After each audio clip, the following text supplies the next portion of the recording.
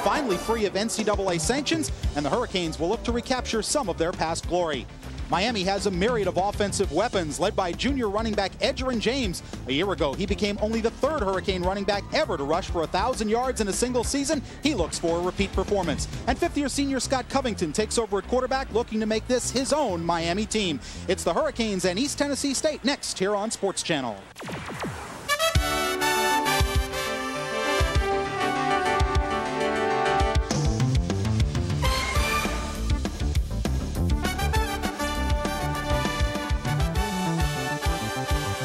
From the Orange Bowl in Miami, Florida, Sports Channel presents Miami Hurricanes football.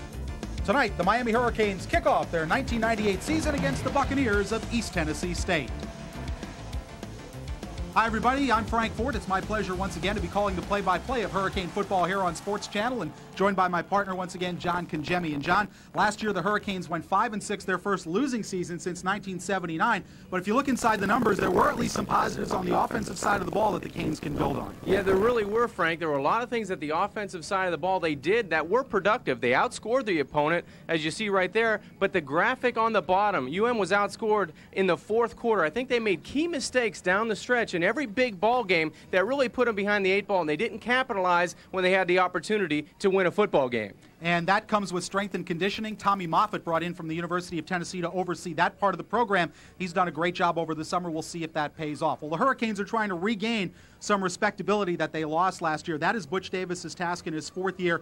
Now the NCAA sanctions are gone. He was able to bring in a full recruiting class. How close are they to jumping back into the top 25? I think they're very close. They're able to build depth with those 25 freshmen coming in this year. And Butch Davis's motto this year is they want to earn their way back to the college elite. They want to get back in that top 25. They want to get back in that top 10, and they want to challenge this year. I think they're a couple years away, but I think they may surprise a few people along the road this year. It depends on how fast a lot of those younger players come along. Butch's saying this year is no excuses, just get it done. Well, not a young guy, but a fifth-year senior, however, a player who's waited 4 years for his chance to be the starting quarterback. That's Scott Covington. The lights go on tonight. We'll see how he responds. I think Scott's going to perform marvelous on the football field. He's a smart guy. He's a very athletic quarterback. He has great size. He's not afraid to push the football down the field, and he's got some great athletic weapons on the outside and young receivers and great running backs. It all depends on that offensive line. If they can provide hold game and protect him, Scott will have success in 1998. And he's not exactly a neophyte. He's thrown over 200 passes in his Hurricane career.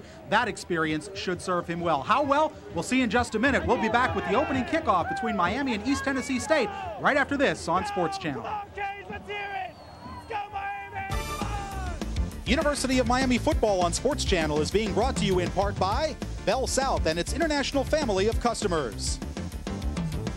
By Grand Prize Chevrolet Oldsmobile, located in Miami, where Jimmy Johnson does business. By Office Depot, business is crazy, but Office Depot makes sense. By Citgo, depend on Citgo when it counts. By Hoover, nobody gets the dirt like Hoover, nobody. And by Mazda, come see what happens when a car company has more engineers and fewer accountants.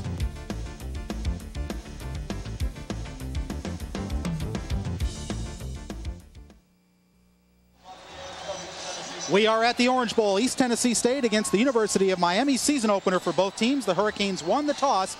They have elected to receive and will be moving from left to right on your screen.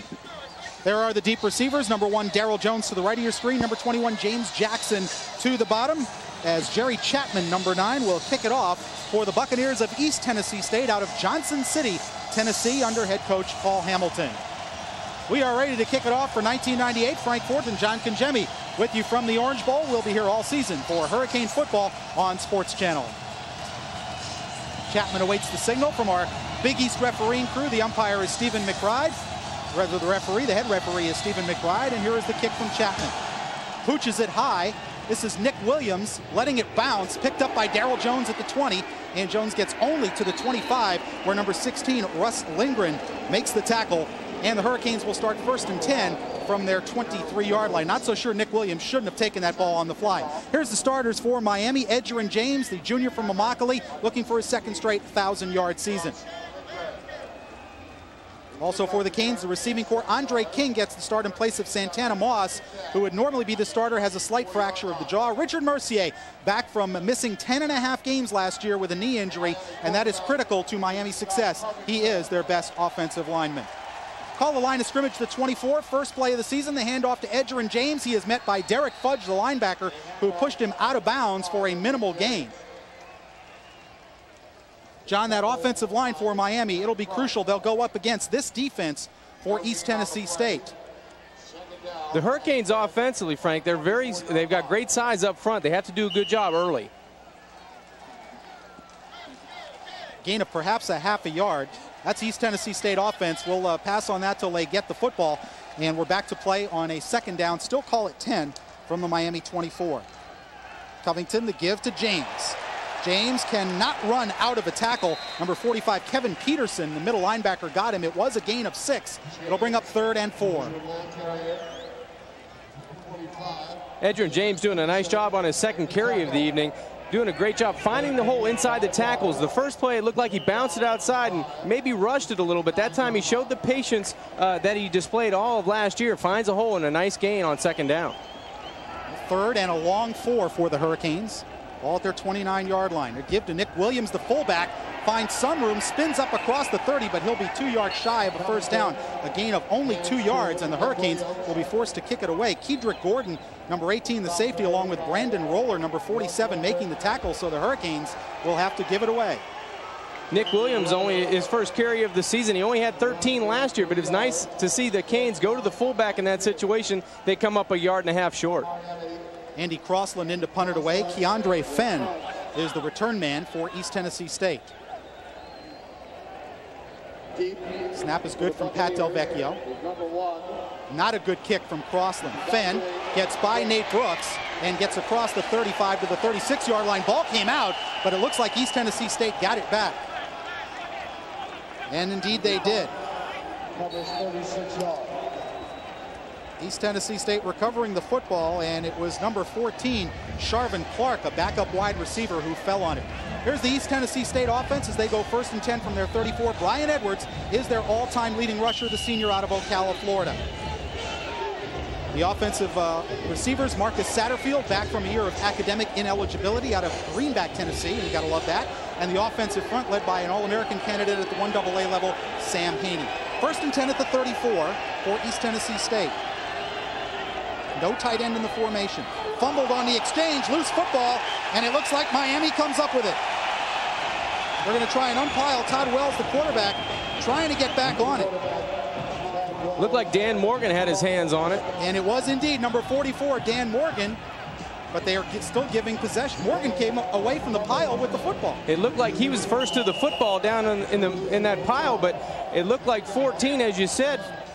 Todd Wells, the quarterback, must have got back on it. Although it certainly looks like Morgan, well, Wells did get a hand in there, and they gave possession to the offense. It is the loss of a yard. Although Dan Morgan, when they unpiled, had the football. 2nd and 11. Motion from Cooper, the wide receiver. That's Edwards, and he is stuffed by Matt Sweeney. Brian Edwards hammered by Matt Sweeney. And Sweeney starting in place of Chad Pegues. And a little bit of news here. Chad Pegues under an indefinite suspension for violation of team rules. Damian Lewis is the star of that defensive line. Sweeney gets the start in place of Pegues. Among the linebackers, Dan Morgan, the man we talked about, a freshman All-American last season, joined by Nate Webster. And Leonard Myers, the only returning Hurricane who had an interception last year. He has a chance to be a great one. A loss of 2 on the last play. And it'll be 3rd down and 12 for East Tennessee State. 4 wide receivers in the formation, and Edwards the lone running back, and a penalty, and that will be an illegal substitution. I believe they broke the huddle with 12 players, John, and that is a no-no. Yeah, that's something you can't do early in a ball game, but you may see that somewhere in the 1st and 2nd quarters as these teams try to get their feet underneath them and try to get going. But nice job on that last play by Matt Sweeney.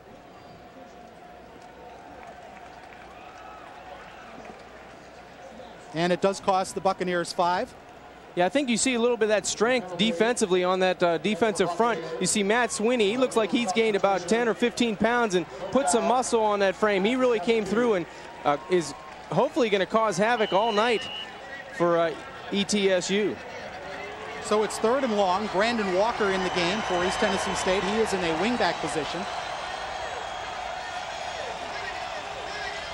See if the Hurricane defense can generate a pass rush. Edwards on the inside handoff. Dan Morgan has him by the ankles and holds it to a gain of 4. So the Hurricanes certainly will take that and force East Tennessee State to punt. That's exactly how they wanted to start the football game. They've got the crowd into it. They go 3 plays and out. And now that Miami offense is going to have an opportunity to get back on the football field. Well, a good sign for the Miami defense in that first series, because even bad teams ran the ball on them last season. They gave up 100-yard rushing games to 11 individuals. Miami with 10 along the line of scrimmage. They're going to come after the punter, David Helton, it appears. Helton standing at his 17. Bit of a high snap. Nate Brooks got a piece of it. Nate Brooks got a piece of it, a partial deflection, although it does take a nice bounce for East Tennessee State and will roll dead inside the Miami 40-yard line. But Miami, which did not block a punt all of last season after blocking numerous kicks in Butch Davis's first 2 years, comes up with a play on special teams. They'll have excellent field position. Well, you can tell the way Butch Davis is walking the sidelines. He's very aggressive tonight, and that's the way the defense and the special teams have come out. Take a look at the right-hand side of your screen. Number 2, Brooks, is untouched. He comes and takes a great angle at the punter, gets the football right off of his foot, and it turns out to be a great play for the Miami Hurricanes special teams. A 30-yard punt, as it turns out, on the kind roll. Canes will take over at their own 38. Edgerrin James could not skip through the tackle of Derek Fudge, who is an outstanding linebacker, and he also sat out last season with academic troubles, but Fudge is back, number 33, and give him credit for that tackle, holding it to a gain of a yard. Defensively, for the Buccaneers, they don't weigh a lot up front, so that may give Miami, the offensive line, a little trouble. They're very quick and very agile up front defensively for the Buccaneer defense.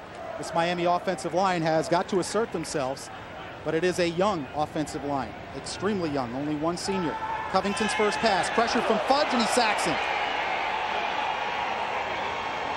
Derek Fudge comes through and sacks Scott Covington for a loss of 10, and Edgerrin James simply did not make the play on the blitz pickup. Yeah, it looked like he ran right by him, and Scott Covington didn't see. It looked like a blur coming right there. Edgerrin James caught in the middle. Somebody missed an assignment up front, but we've mentioned Fudge's name 2 or 3 times already early in this first quarter. Looks like he's causing havoc for this Hurricane offense. So it brings up a 3rd and 18, a loss of nearly 10 on the play.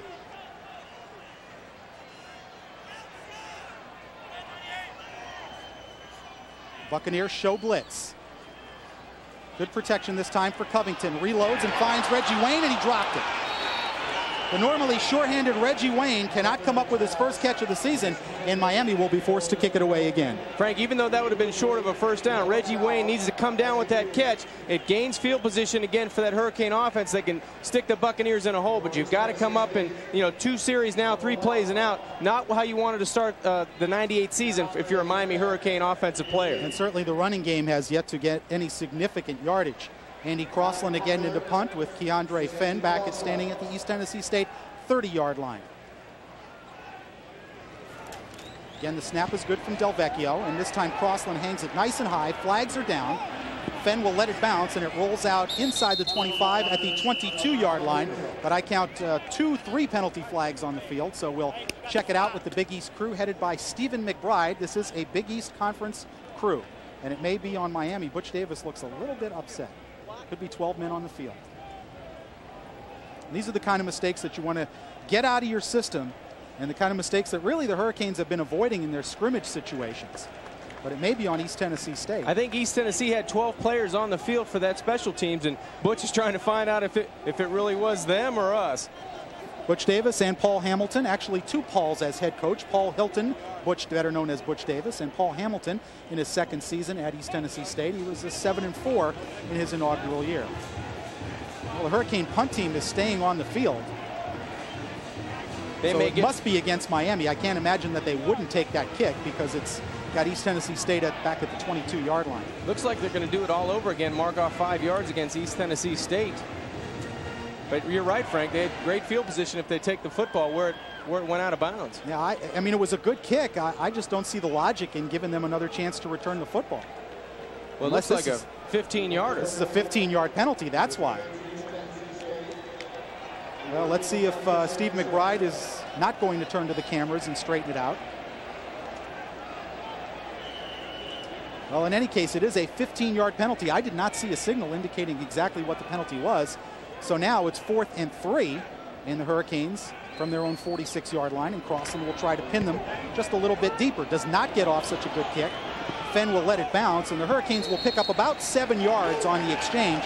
That punt rolls out close to the 15-yard line. 9:26 left to go first quarter at the Orange Bowl. It's the Hurricanes nothing and East Tennessee State nothing. We'll be right back here on Sports Channel. Back at the Orange Bowl, 1st and 10 for East Tennessee State, just outside their own 15-yard line. Wells with the inside handoff to Brian Edwards, and he gets a couple. Dan Morgan and Rod Mack, the linebackers, combining on the tackle. Gain of about 2 or 3 yards. It'll bring up 2nd and 7 for East Tennessee State.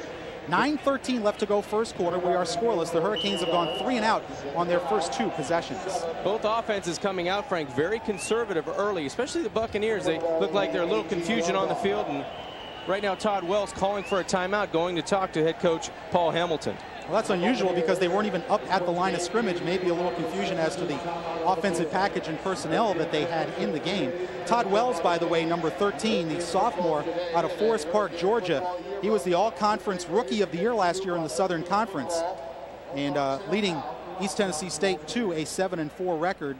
It's not a big guy. He's 5'10", about 198 pounds, a sophomore, but has a reputation as a very good ball handler and a pretty good thrower. He threw for 17 touchdowns last season and over 2,400 yards, so he moved the football effectively for the Buccaneers. While there is timeout, we'll take a break at the Orange Bowl. 8:59 to go first quarter. Scoreless between the Hurricanes and the Buccaneers. We'll come right back at you here on Sports Channel.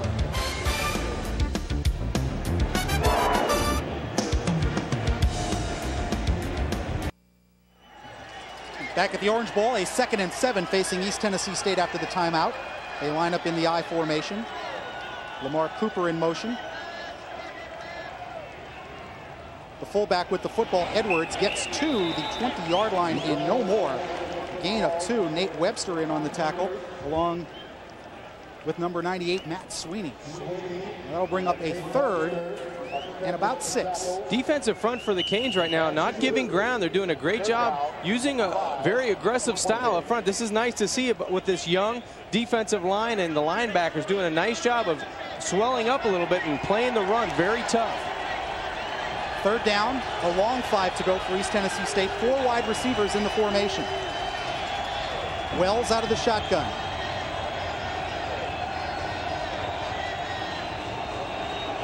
Wells with the shovel pass to Edwards, and a very nice play by Nate Webster. Holds him down well short of the first down, a gain of only 2. Nate Webster, the sophomore out of Miami Northwestern, and here's a kid who can fly sideline to sideline. There you see his speed in the middle. Nate Webster does a nice job. He smelled it out the whole way. I think he was assigned to the back, the lone back. They had 4 wideouts, and Nate had him all the way. Nice job, a good read on the shovel pass by number 52. And again, the Hurricanes show 10 up on the line of scrimmage as David Helton gets ready to punt. Leonard Myers is the deep receiver. Number 29, David Helton will punt. There's the punt from Helton. Myers at his 43. Myers looking for a block. Myers still cannot get away. Penalty flag down, and that's a silly penalty on the Hurricanes because Myers was already in the arms of Kedrick Gordon, the safety, and this will cost Miami 10 yards. It looked like Delvin Brown, 24, had a chance to get the last guy on the corner when they were trying to get to the wall, and he bypassed him, and that's when the flag came out on another Hurricane special teams player. Illegal block in the back, as you see the indication from Stephen McBride. You're right, Delvin Brown had a chance to spring him for at least some yardage, and he didn't get the job done, and that's the kind of thing on special teams Butch Davis wants to improve on, because last year, he said it, his first 2 years, the special teams helped them win 4 games directly. Last year, they didn't help them win any. Well, you're going to see 2 plays already in the first quarter. One's going to be on that underneath the successful column, and the other one that not so successful. They do a good job in getting a hand on a punt, Nate Brooks, but right, they come back again on the next punt return opportunity and get a penalty. So the ball marched back to the 37-yard line, and the Hurricanes will put it in play 1st and 10 with 7:25 left to go in the first quarter here at the Orange Bowl. We are scoreless. Reggie Wayne and Daryl Jones, the wide receiver. Bubba Franks, the tight end. Nick Williams and Edgerrin James, the running back. And Bubba Franks, John, has to get the football. This guy is too good not to utilize him in the offense. Edgerrin James on the wide run gets a good lead block from Nick Williams. There goes Edgerrin across the 50, stays on his feet. And Edgerrin inside the 35-yard line. Big run for Edgerrin James. Monty Panzica finally ran him down from behind, but Edgerrin James just explodes, and that's what he's capable of doing from anywhere on the field. Well, you mentioned Bubba Franks on the side. He didn't get the ball thrown to him, but he did the next best thing. He got the corner for Edgerrin James. Take a look at the top of the screen. You'll see 88 just pin everybody inside right there on number 5, Neese, the linebacker. Now it's the Edgerrin James show. He makes 2 people. He runs right through 2 tacklers of the Buccaneers, keeps his feet, and goes down the field. A big play on first down. 6'1", 220, and he is explosive. First down from the Buccaneer 33. Williams motioning in the backfield. Covington over the middle. Too far for Reggie Wayne. And that one's on Covington. Yeah, clear lane to throw the football that time. The first time Reggie Wayne had an opportunity, he hit him in the hands and he dropped it. That time, Scott led him up the field. I'm not sure if this was a quick slant or a curl. If we can take another look. Looks like a quick slant, and he just led him up the field. He's got to put that one on his numbers, make that an easy pitch and catch. 2nd and 10 for the Hurricanes. Reggie Wayne, Hurricanes all-time freshman leading receiver, broke Michael Irvin's record with 48 catches last year. Darrell Jones in motion at the bottom of the screen. James on the delayed handoff, big hole. Edgerrin James bursting to the 20. Edgerrin James inside the 10-yard line, and a penalty flag down. That could be a face mask. Late flag coming down on about the 12-yard line, but there again you see, Frank, Edgerrin James on a 24-yard scamper. Nice job by the Miami offensive line. They're providing holes now. They're getting into a rhythm, and that's what they need to do. They need to attack this defense. You see right here the draw play. Edgerrin does a nice job, point of attack, but you see nothing but the back of offensive linemen. You see numbers, and that means they're getting out of the way and they're making holes for this running attack. Denario Smalls and Keandre Fenn, the cornerbacks, combined on the tackle. And here's the penalty call. It's against Miami. Well, a dead ball personal foul against Miami. And again, I didn't see it, Frank. And it's not a smart play. Even if we didn't see it, it's just not smart. If it's a dead ball, the play is over. And you just don't hit somebody after the whistle. There's a fine line between being aggressive and making a bad play or a bad mistake. Now Butch Davis running down because the yard marker says 2nd down on the far side of the field. You see Butch saying, hey, that's still a first down. We got 24 yards. You can penalize me, but give me my downs. So the penalty will bring it back to the 25-yard line, where it will be 1st and 10 for Miami, but Miami was inside the 10. This would be a nice situation, Frank, to get the ball to the tight end down the middle of the field. It looks like he could take advantage of the defensive secondary. On 1st and 10, Covington.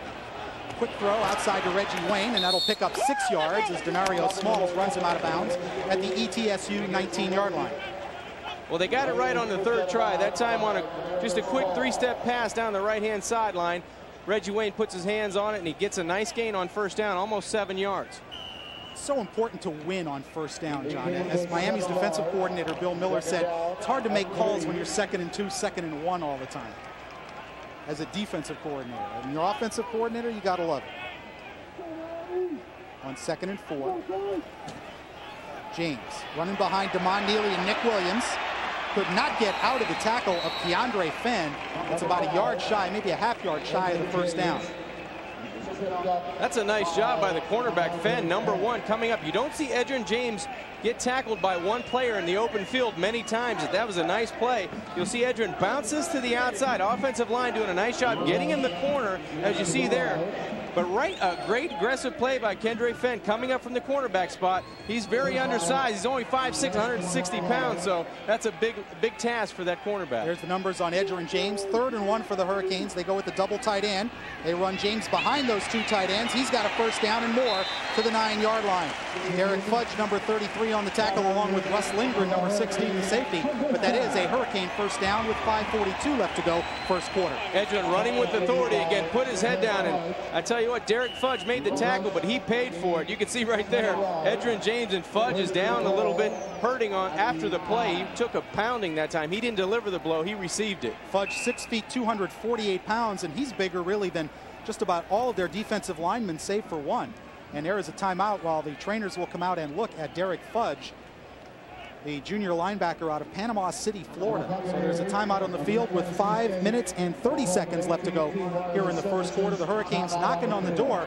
at the Buccaneer 9-yard line. We'll be back with more first quarter action from the Orange Bowl. Right after this, it's scoreless. Hurricanes nothing, East Tennessee State nothing. We'll be right back on Sports Channel.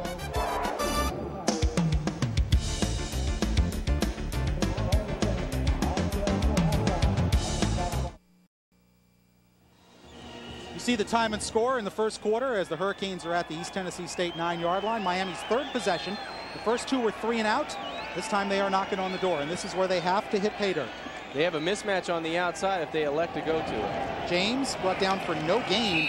Number 81, Blakely Kendall, 6'4", 223 junior out of Ellenwood, Georgia, making the tackle.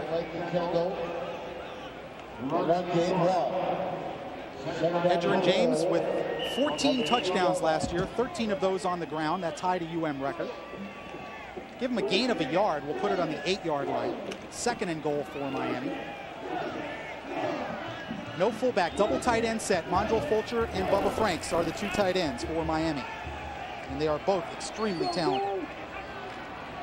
Covington looking for Bubba Franks, deflected and nearly intercepted by Lindgren. Well, a dangerous play there for the Hurricanes as Covington's pass was knocked up in the air. Well, the offensive line, they've done a nice job run blocking, but on a 3-step drop, they've got to get those hands down of the defensive linemen. That's their job. They've got to punch and get the hands down so Scott has a throwing lane, because it's a very quick throw to the outside, especially to the flat in the tight end. It's a tough throw to make. It seems simple, but it's a tough throw. Frankly, I like Bubba Franks over the middle a lot more than I like him out in the flat. Third and goal for the Canes. The fake to James. Covington to the corner. Reggie Wayne through his hands. Should have been a touchdown. Well, Scott put that one there. Reggie's got to make that catch. Reggie's not looking very sharp early in this football game. I don't know if it's playing at night. They haven't had that many night practices, but that one was a rope to the outside. Nice move, an inside corner. He has Fenn to the outside. Scott delivers the ball just a touch late, but it's plenty of time to get there for the score, and it goes right through the sophomore receiver's hands. So Andy Crossland, out of Jeff Popovich's hold, will attempt a 26-yard field goal. Snap is good. Popovich puts it down, and Crossland's kick is through there. And with 4:41 left to go in the first period of play, the Hurricanes jump on top 3-0 as Andy Crossland converts his first field goal of 1998.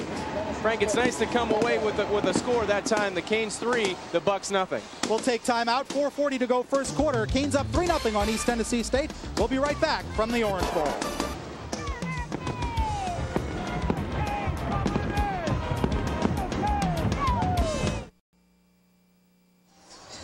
3-0 Hurricanes. They take the lead on an Andy Crossland 26-yard field goal with 4:40 left to go first quarter. And Andy Crossland will kick it off from the Hurricane 35-yard line. Back deep for the Buccaneers, it's the Cooper kids. Lamar Cooper, number 4, Eric Cooper, number 6, although they are not related. Lamar from Ellenwood, Georgia, and Eric from Berkeley, South Carolina. We will see Todd Sievers, the freshman kicker, alternating on kickoffs, either by kickoff or by quarter tonight, as this young man, the true freshman from Iowa, has an extremely strong leg, but Crossland will get the honors of the first Hurricane kickoff of the season. Hangs it high and short. This is Eric Cooper at the 15. Eric Cooper had a seam, but Wilbur Valdez grabbed him by the leg and brought him down at the 25-yard line. Make it James Sutton, number 43, helping out on the tackle as well. First and 10 Buccaneers at their own 25. And that's where Todd Wells and his offense will put it in play. There's a good look at Todd Wells, the sophomore quarterback. And his completion percentage and numbers from last year, and pretty much a 2-to-1 touchdown to interception ratio. First and 10 East Tennessee State. They come out in the standard I formation. Brian Edwards and Brandon Walker in the backfield.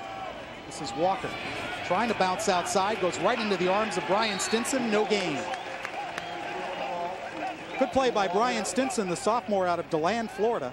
Saw very limited action last year, but had very good spring practice and has won the starting right defensive end position. Stinson does a nice job of holding his ground out there at that defensive end. He did a nice job just staying on the line of scrimmage and waiting for the back, Walker, to do something. It was a nice play fake inside counter play. You see Stinson right there keeping his left hand out on the outside of the offensive lineman. Haney did a nice job bringing the Buccaneer running back to the ground. And Haney is their best offensive lineman. On second down, Walker in motion. Edwards the fullback, and again Brian Stinson there to make the tackle, along with Matt Sweeney. And it's a gain of 2, possibly 3 yards. It'll bring up a 3rd and long for the Buccaneers. So far, a very easy game to call for defensive coordinator Bill Miller. A lot of running in between the tackles on 1st and 2nd down, so Miami can get very aggressive early in the plays on 1st and 2nd down. They can do a good job of being aggressive and attack the line of scrimmage, use their speed and agility up front and power now that they have these a little bit more of a weight balance against the offensive line of East Tennessee. Jeff Popovich and Al Blades in on the dime package for Miami on 3rd and 7.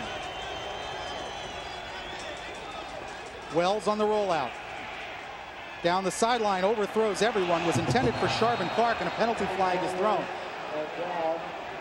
That ball was uncatchable, even if it was a defensive interference. It looked like they're going to catch him for holding. In which case, it doesn't matter if it's uncatchable. Well, we'll let Stephen McBride and his crew sort this out. It was a 3rd and 7 play. There's some discussion down there. Maybe it is a pass interference. They're trying to decide if it was catchable. It's pass interference on Miami.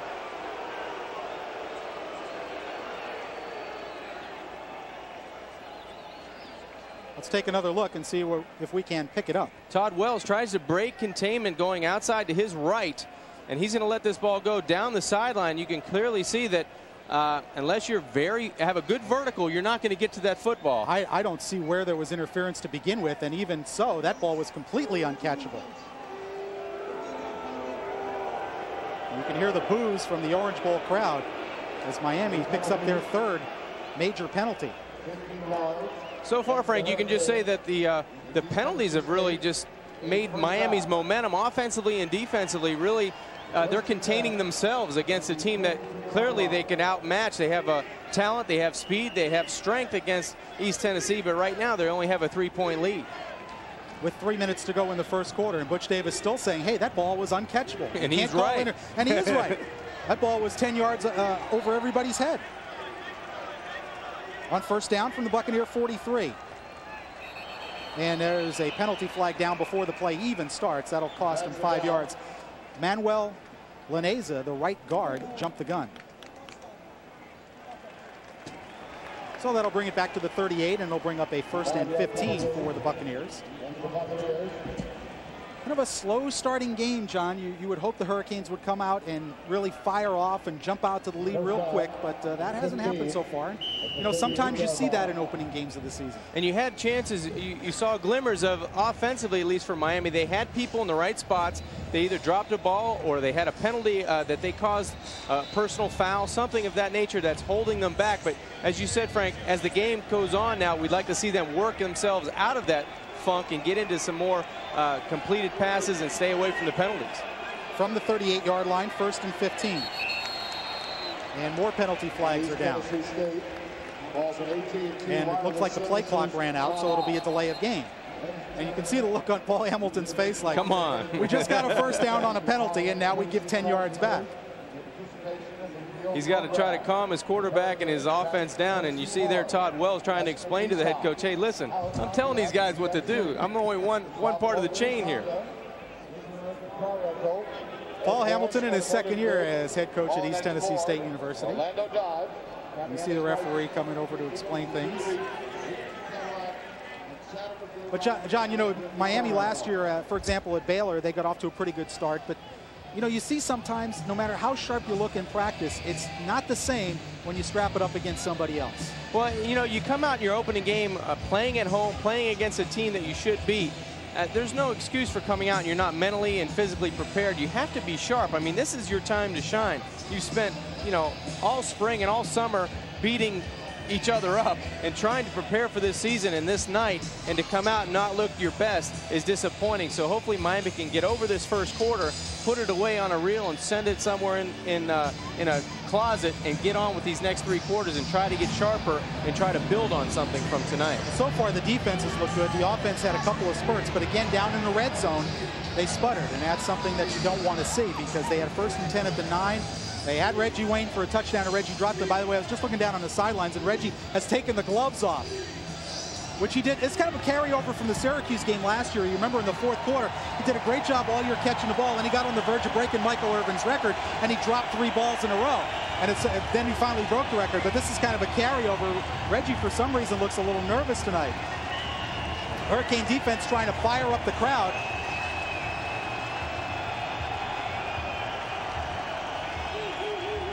Still on first down. Wells with the play fake. Webster hits him in the mouth. He got the ball away, and that ball is incomplete. Going for number 4, Lamar Cooper, but Nate Webster just drilled Todd Wells on a blitz. That's 2 big plays by your middle linebacker, number 52, Nate Webster. He came in and nobody touched him. He unloaded on Todd Wells just as he threw the football.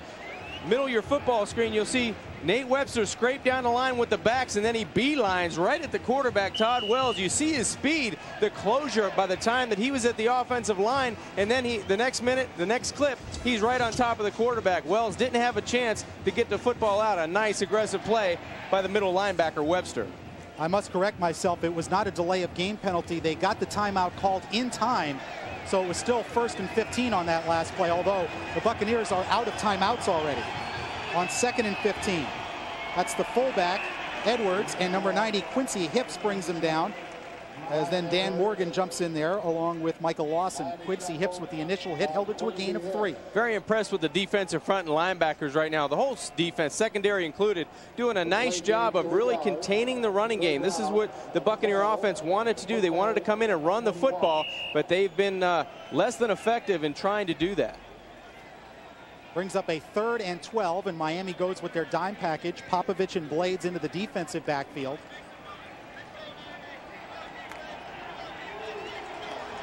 Third and 12 for the Buccaneers. They'll spread the formation. 3 wide receivers with the eye in the backfield. Satterfield in motion.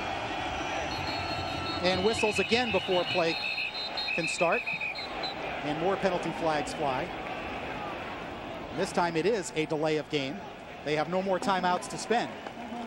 So that'll cost the Buccaneers 5 and will make it 3rd and 17 from their own 36-yard line. Well, the Buccaneer offense just went from a bad situation to worse because they haven't thrown the football effectively early in this game in this first quarter, and now they've got 17 yards against a nickel defense that Miami has really shown to be aggressive on this down. I see them coming at the quarterback just with the up front 4, but they've been getting pressure on Wells. 3 wide receivers again in the formation, and the eye in the backfield. 3rd and long for the Buccaneers and Todd Wells. Play fake. Pressure coming. Wells running. Sweeney chases. Wells gets it away, and it is intercepted or incomplete? Incomplete. As number 27, Marquise Fitzgerald, had the coverage and covered very well. And it brings up a punting situation for the Buccaneers. Good pressure that time from Quincy Hips, and then Matt Sweeney chasing Wells out of the pocket. And that's what Miami lacked last year. They were next to last in the Big East in sacks. They need to generate a pass rush. And the biggest thing is they did it with the down 4 linemen. They didn't need help by the linebackers. That adds extra secondary help. Good job by the up front 4 that time for the Canes defense. David Helton to punt. Miami again shows 10 on the front with Leonard Myers back to receive. Helton gets the kick away. Flag down. Miami was offside. Leonard Myers on the run at the 30 to the 40 and fumbles the ball out of bounds. But Miami, they'll bring this back. Miami was offside. Nate Brooks jumped the gun on the snap. Nate was trying to get his second piece of a football on special teams on punt block. Just was a little aggressive off the right-hand corner. So we'll see if the penalty is accepted by East Tennessee State. They cannot get a first down on this 5-yard penalty. It was 4th and 17. And Paul Hamilton scratching his head and saying, well, what's our poison here? Do we let him kick it again and risk blocking, having the kick blocked? Yeah, you got to kick it again. Or do we go for better field position because Miami has the ball on their own 44? I think the Buccaneers are going to try to kick it again. That wasn't a very good kick, and Miami has excellent field position. Here is the call. Defense, 5-yard penalty. What that? It was, as we said, on Nate Brooks number 2. They don't identify the culprit in college, but we're under no such regulations. Sorry, Nate, but we saw you. We do that all the time. We've got pretty good seats up here. A minute 21 left to go first quarter as they'll march off 5 yards against the Hurricanes. And it's 4th and 12, this time from the ETSU 41-yard line. And again, David Helton in the punt, and Leonard Myers, the sophomore out of Dillard High School in Fort Lauderdale, Florida, back at his 20-yard line doing a little shoe tie. A 5-yard penalty. Leonard, very explosive in high school on the punt returns. And it had only one return last year for 11 yards as Dwayne Starks had the punt return job and did a great job of it. And now Leonard's getting his crack at that opportunity to run back the football on the punts. So David Helton again standing at his 25.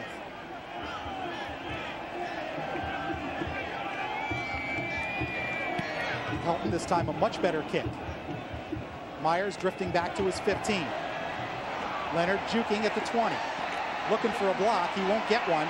Myers giving ground, and he is fortunate to get back across the 25-yard line as number 85, the tight end, Scott Spires, the backup tight end, making the tackle. And Miami will start 1st and 10 at their 21 with 1:09 left to go here in the first quarter. First time in the ball game, Miami's going to start in the shadow of their own goalpost. Looks like on the 21-yard line. Let's see if they can put a couple first downs together with this running attack and get going a little bit offensively. Looks like number 5, Edgerrin James, is flexing his thigh on the sideline. He might have taken a helmet in the thigh. So number 21, James Jackson, is in at running back for Miami as they start 1st and 10 at their 21. Nick Williams is the fullback. Mondrell Fulcher the tight end. Jackson with the handoff. Trying to bounce outside, 25. Jackson with a stiff arm, run out of bounds. And a penalty flag down as Jackson was hit while he was out of bounds. Keandre Fenn making the tackle, but James Jackson, the sophomore running back, 595 yards last year, set a Miami freshman rushing record. Another look at it. Well, that's the game breaker, I think, in the backfield for the Canes. James Jackson, he had a long of 78 last year. You see on his first carry, just off tackle, watch him dip inside and then bounce it back outside. Little stiff arm on Fenn, and then you'll see the late hit right there. Number 11 came from the outside. It looked like Watson, the free safety, gets him, and that's another 15 on that run. Miami gets the ball on the Buccaneer 49-yard line. Adam Walton, the guilty party, the junior out of Elizabethtown, Tennessee. And it's 1st and 10 Miami at the East Tennessee State 49. 1:01 left to go first quarter. Miami leading 3-0 on an Andy Crossland field goal. Jackson on the counter tray. Nick Williams, nice block. And Jackson inside the 45 to the 43-yard line. Kedrick Gordon, the safety, made the tackle, and again a penalty flag comes down. Personal foul looks like it's going to be against Miami, and Butch Davis is beside himself. He's going down to where the offensive line is. He's looking for a substitution. Damon Neely hit somebody late, and Butch is going to yank Damon out of this game. Yeah, it looked like it was a successful play on the counter play, right side, a strong side running play. Nice job by the running back, James Jackson, but the offensive line trying to get into this game, maybe a little over-aggressive, making another bad decision. You see initially, nice job on the seal down block. You see Damon Neely in the back, a great kick-out block by Nick Williams. Right here at the end of the play, you'll see an orange jersey come flying in at number 33, Fudge, the linebacker. Really wasn't all that much, but he made the attempt to go after him. That's what the official saw. You simply have to play smarter football than that. I don't care who you're playing, whether it's a 1AA or whether it's Florida State. You see Miami already with 5 penalties, so it's now 1st down from their 42-yard line.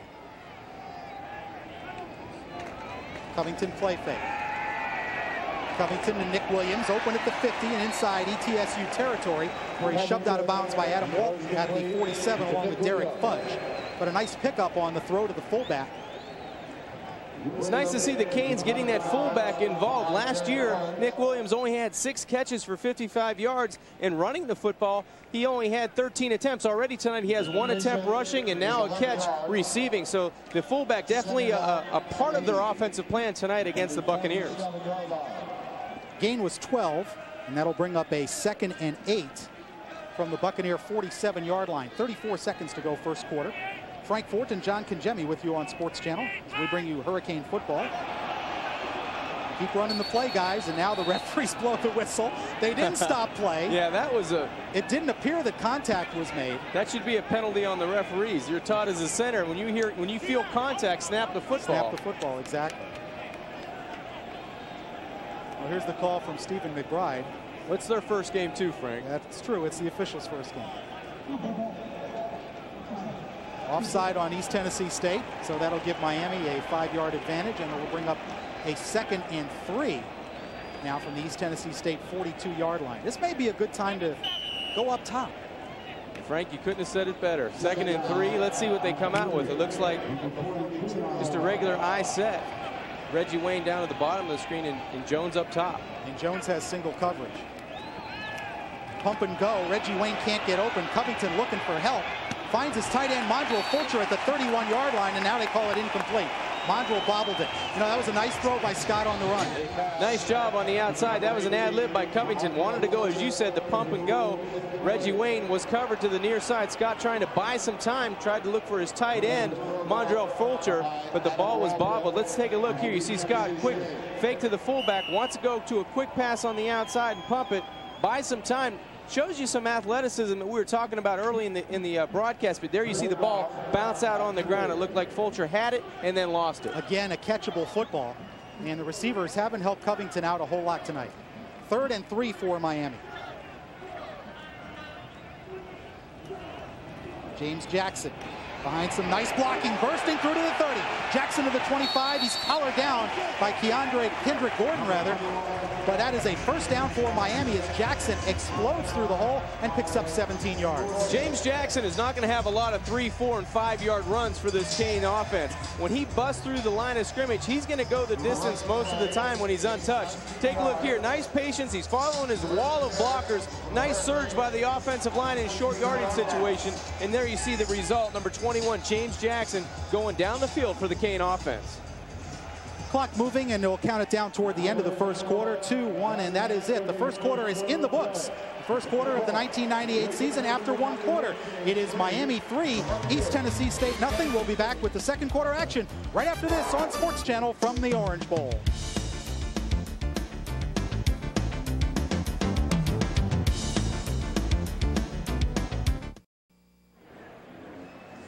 Ready to start the second quarter at the Orange Bowl. The Hurricanes with a 3-0 lead and possession deep in East Tennessee State University territory. There's a look at Edgerrin James, number 5. He had been flexing his right thigh and trying to stretch it. It appeared that he took a helmet onto the thigh. 8 carries for 70 yards, but he may or may not be back in this ball game. That's one of those injuries that's very bothersome, and you go in at halftime and it tends to tighten up. So we'll see what happens with Edgerrin. They probably didn't plan on leaving the game so early. I think you would have seen James Jackson, but not this early in the football game. You see Edgerrin a little frustrated on the sidelines. He has every right to be. Started off with 70 yards already in the first quarter. You see him trying to lift that right leg and stretch that thigh, but we'll have to keep an eye on him. In the meantime, James Jackson has done well, carrying the Hurricanes deep into East Tennessee State's territory as we start the second quarter. The give is to James Jackson. Jackson around the corner at the 15. Great cut. Jackson to the 10. James Jackson inside the 5-yard line before he is hauled down. Number 32 on the tackle. That's Alan Johnson, a backup defensive end. But that is a first down Miami and a pickup of 20 yards. That's a move you see number 5, Edgerrin James, use all the time. The patience to the outside and then the cut back against the grain. Take a look here. He strings it out. Nice blocking on the outside. And then right there, you see him go back to the inside. Just a great move on the free safety, number 11, Walton, Adam Walton for the Bucks. But a nice job. They get first and goal on the 2-yard line. The Canes are going in to score. Double tight end. Jackson squirts through. James Jackson, touchdown. Just did break the plane of the goal line. The line judge on the near side made the call, and James Jackson with the first Hurricane touchdown of 1998. Well, it's good to get the Canes in the end zone, and James Jackson does a nice job. 2 consecutive runs. He goes in from the 2-yard line. A nice job by Scott Covington and that offensive line, directing him down the field for the Canes' first touchdown of 1998. So the Canes put it in the end zone, and they'll try to stretch their lead now to 10-0 as Andy Crossland will kick out of Jeff Popovich's hold.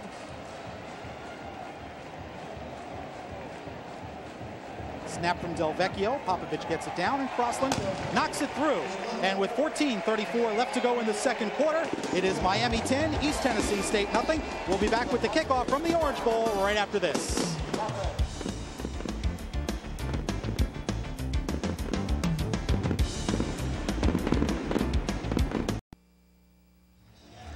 Miami leading East Tennessee State 10-0. A 2-yard touchdown run by James Jackson gets the Hurricanes into the end zone. Let's take another look at the TD. Yeah, just straight ahead power running and blocking. You see Covington handing off to James, trying to find a crack, and he just does get the ball over the goal line. Number 65, Martin Bibla, you see with the pancake block there.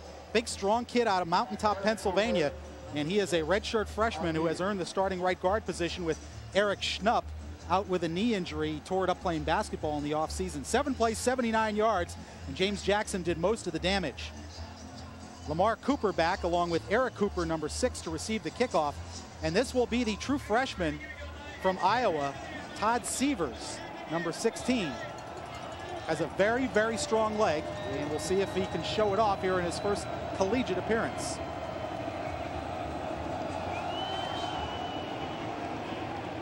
This kick coming down at the goal line. Eric Cooper bobbles and picks it up. Eric Cooper in a pack of trouble. Jeff Popovich in there to make the hit on special teams along with number 8, Mike Rumpf, the true freshman out of Delray Beach. And there's a name we can keep our eye on for the future. Mike Rumpf is going to be a big-time player, but that pins East Tennessee State back at their 13-yard line. Great job by Miami that time on kick coverage. You saw 4, 5, 6 jerseys breaking the 20-yard line when the ball was still on the goal line. That's what Butch Davis wants to see, improvement on his special teams. And right now tonight on that particular play, they've done it. 1st and 10 for East Tennessee State. 13-yard line is the line of scrimmage. This is the tailback Walker. He scoots over the pile. Nate Webster pins him after a gain of about 4. Derek Ham made the initial hit. It'll bring up 2nd and 6 for the Buccaneers. Buccaneers really showing no threat of throwing the football on 1st or 2nd down. They haven't done a good job moving the football tonight, but this Miami defense has done a nice job up front. Physically, it's nice to see them come out and beat up on an offensive line. 2nd and 6 for East Tennessee State. Brandon Walker, number 44, is the tailback.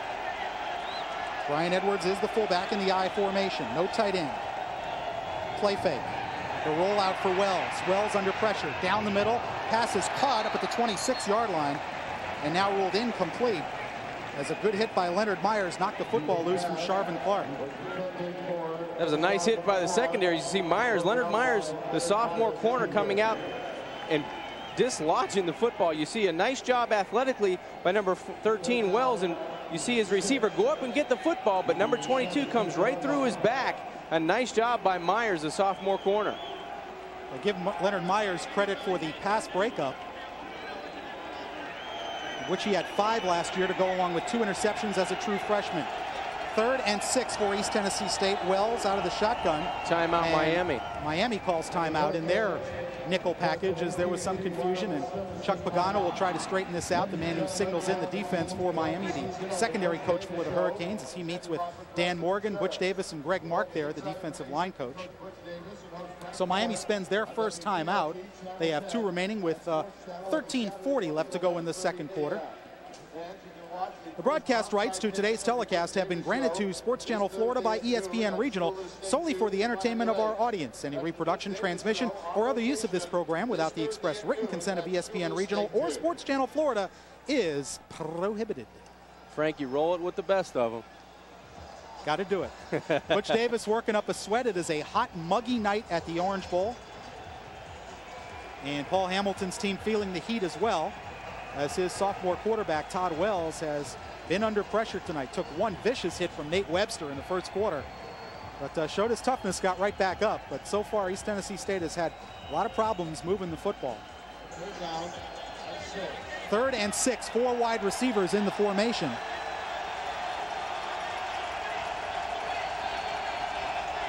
And Wells calling out the signals from the shotgun.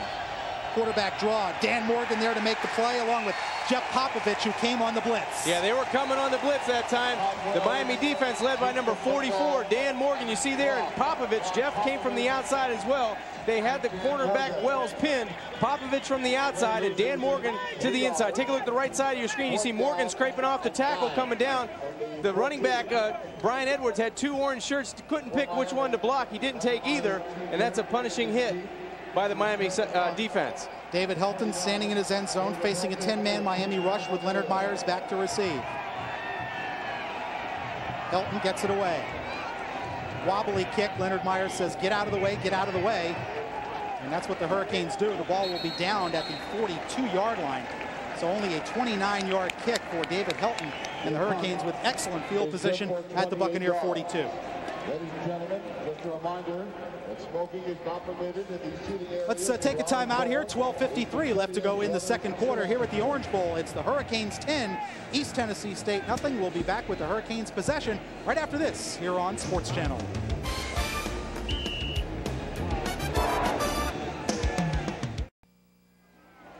Back to play at the Orange Bowl. Scott Covington on the rollout. Finds Bubba Franks, the big tight end.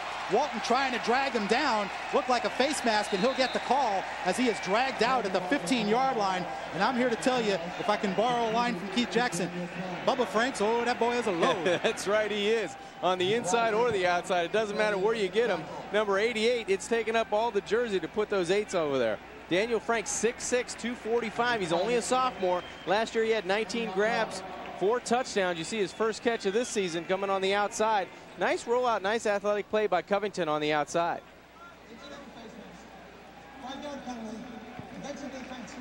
First down. So the play gained 29 to the 13-yard line, tack on 5 more, and that'll move it inside the 10. It's 1st and goal at the 8 for the Hurricanes. I'll tell you, you said Bubba Franks caught 19 balls last year. If he doesn't catch at least 40, then the Miami coaching staff better do a little self-evaluation because they have got to get the football to this guy. 1st and 10 Canes, 1st and goal, I should say. Edgerrin James back in the ball game with the football, trying to break it outside, and Edgerrin hammered down by Shaka Thomas inside the 5, but Edgerrin with a good play on 1st down picks up 6 yards to the 2-yard line. Edgerrin trying to get back into this football game. He knows he could take advantage of this defense. He's bigger, he's faster, and he's stronger, and once he gets into the secondary, he's going to be gone. But he just took another shot to that leg, and you see him trying to stretch it out on the football field right now. He's in a little pain out there in that Miami offensive huddle. 2nd and goal for the Hurricanes. 12:36 left to go until halftime. Frank Fort and John Congemi bringing you Hurricane football here on Sports Channel. As the Hurricanes try to extend their lead, James piled up, keeps the legs moving, but he will not get in. A whole host of tacklers. Kedrick Gordon, the safety there.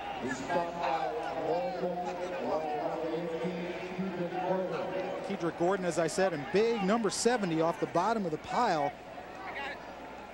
That is Isaac Martin. Take a look at this guy if we can get an ISO shot. That's what you call a wide body right there. He is. Talk about 88 filling the jersey for Bubba Franks. There's a 70. You need a lot of cloth on that jersey. But on that last play, Frank, I don't think Edgerrin's feeling himself. He had the cutback, and let's see if he goes back to it again.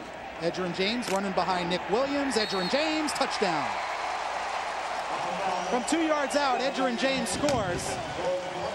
And you can see he's kind of favoring that right thigh a little bit. That may be it for Edgerrin tonight. He'll get his touchdown, and he may sit it out the rest of the evening. Yeah, he's not himself right down on the football field. He would have scored the play before, and that time he gets in off going to the outside off left tackle initially, and then he bounces it outside, but he doesn't have that hop in his step. He's hurting right now, and he's talking it over with his coaching staff, his head coach Butch Davis. Right there, he may not play, as you said, Frank, the remainder of this football game. Head trainer Scott McGonigal tending to Edgerrin, and I think the prudent thing with the road game at Cincinnati next week would be to sit him out and let James Jackson and Najee Davenport get the remainder of the work. So Andy Crossland on for his 2nd conversion attempt of the night out of the hold of Jeff Popovich. And our congratulations to Jeff, the former walk-on quarterback from Tucson, Arizona, was awarded a scholarship during fall practice, one of 6 former walk-ons who got scholarships, bringing the Canes up to 75, which is still 10 under That's right. the NCAA maximum. That's well deserved. He plays, he's a master of all too. He does a lot of things for this team. Last year started at strong safety, had a lot of key plays on special teams, and as you see now, the holder on the extra point team. Well, he does an important job holding for the placements. And Crossland knocks it through. Jeff also, as you said, a very good special teams player, and also threw a touchdown pass last year on a fake field goal up at Pittsburgh. So Crossland's conversion makes it Hurricanes 17 and East Tennessee State nothing. 11:55 left to go, 2nd quarter at the Orange Bowl. So the Hurricanes, John, take advantage of the good field position, and the big play to Bubba Franks, the key to that drive. That's right. Bubba Franks did a nice job on 1st down. Scott Covington rolling out to his right side. He threw a strike to Bubba Franks, got the face mask call, and then 3 plays later, the Canes take it in, and now they're in control, 17-0. That drive covering 42 yards after the short punt by East Tennessee State. You see Damian Lewis congratulating the offensive line. Rich Mercier there, number 62, just on the left of your screen. It's good to see him back out there. He was injured last year in the opening game at Baylor. He is the Hurricanes' best offensive lineman, and he's such a smart player and really the glue of that offensive line. And that's one reason why the offensive line struggled last year when Rich Mercier went out in that first game. And he leads by example. Not a big talker. He goes out and does it on the football field, along with Ty Wise and the rest of that unit. I think they've come together a little bit in this early in the second quarter. As you look at offensive line coach Art Kehoe, will tell you to join us on Sports Channel Florida every Saturday morning at 11:30 a.m. for the Butch Davis Show. The Canes leader will show you all the hard-hitting Canes highlights and preview the upcoming opponent. It's all right here on Sports Channel Florida. And some guy named Frank Fort just happens to be the co-host of that show. I know him. Lamar Cooper and Eric Cooper back to receive the kickoff from Andy Crossland. So it appears the Canes will alternate kickoffs between Crossland and Sievers. By the way, the Hurricanes, their first two possessions, punt, punt. Then it's been field goal, touchdown, touchdown. East Tennessee State, punt, punt, punt, punt. They know that word well. That's a dirty word if you're a Buccaneer fan right now. And you see Edgerrin James getting the thigh wrapped and iced. And as I said, I think the prudent thing would just be with a 17-0 lead in a game you should win, and clearly you're dominating at this point, is just to let it go and give somebody else the work. Crossland with a nice kickoff to the corner of the end zone, and that's a touchback. And Andy Crossland says, hey, I got some leg strength too. That's right. He had a little wind, a little breeze this time going into the west end zone, and Andy took great advantage of it. Beautiful kick to the outside. And that's the thing, you don't always want to kick it down the middle. A lot of coaches now like these kicks into the corners where you can sort of limit where they can go on the return. The football field. You cut the field in half basically because it's just too much to bring it back all the way across to the other side. Yeah, usually when you're punting and you're kicking, they want to keep it in between the hash and the number, somewhere around there. If you're a kickoff, if you're on the kickoff team, you know exactly where to go to get down the football field as fast and effectively as you can. 1st and 10 at the 20 for East Tennessee State. Walker and Edwards, the running backs in the eye. Here's the pitch to Walker. Matt Sweeney hits him and brings him down for a gain of 2. Dan Morgan helping out on the tackle. Nice play by number 98, Matt Sweeney, coming down from that inside tackle position. He scraped down the line of scrimmage and just made the tackle. Morgan also there on the outside, but take a look right here in the middle of your football screen. Sweeney going right down the line of scrimmage, pursuing the football. You see Morgan taking out the first block, and then 98 comes in. Sweeney does a nice job cleaning up the pile. Yeah, definitely a good play by Dan Morgan, forcing the running back to leap, and that slows him down, enabling Sweeney to make the play. 2nd and 7. Motion from Lamar Cooper. Wells going to throw it. To the outside, Cooper has it, steps around Nate Brooks, and will have a first down. That is the first down for the Buccaneers other than by penalty. Yeah, that's one of the first successful throws down the football field that you've seen the quarterback, Wells, make. He's been on his back quite a bit, and Nate Webster put him there a couple times, but a nice delivery of the football on the outside. And as you said, Frank, a first down for the Bucs offense. Gain was 10, 1st and 10 Buccaneers at their 33. 10:54 left to go second quarter. It's 17-0 Miami. Al Blades into the defensive backfield along with Nate Brooks for the Hurricanes. Out of the I formation. Todd Wells gives to the fullback, Edwards, and he is piled up immediately. Number 95, Brian Stinson, with help from 93, Michael Burrow. Michael Burrow out of North Miami Beach, Florida, a junior college transfer this year, number 93, and he has been impressive. You look at 96, Adrian Wilson. And with Chad Pegues under indefinite suspension now, look for Adrian Wilson to get some more playing time. And certainly Matt Sweeney has responded tonight. But the Canes a little bit thin there. Clint Hurt is still hurt. And now with Pegues' absence, Miami just a little bit thin. 2nd and 8 for East Tennessee State. Play fake. Under pressure, Wells throwing incomplete. Going for Marcus Satterfield, and Leonard Myers had it well covered. Michael Burrow, number 93, again pressuring the quarterback, Todd Wells. He had to throw that football a little quicker than he wanted to, and it floated downfield. But you see there, Burrow, just a junior coming in from the defensive end position, did a nice job putting pressure on the Bucs offense. Here's a guy who has been very impressive in fall camp, and now, as I said, stands to see a lot more playing time. 3rd and 8 for East Tennessee State University. They go with 3 wide receivers. And the eye in the backfield. Cooper in motion. Again with the play fake. Wells down the middle, complete to Satterfield. Satterfield to midfield, and falls into Hurricane territory as Rod Mack makes the tackle along with Nate Webster. Gain was 16. It'll be first down for East Tennessee State. Boy, a lot of courage that time by number 28, Marcus Satterfield, coming directly across the middle of that field. Looked like there were 4 or 5 orange jerseys ready to put some leather to him, and he did a nice job of catching the football, getting his shoulder square, and going upfield for another first down for the Bucks. First penetration into Miami territory for East Tennessee State. At the Miami 49. Wells on the delayed handoff. Walker pops through the hole. Walker loses it. It appears Sam Haney of East Tennessee State comes up with the football.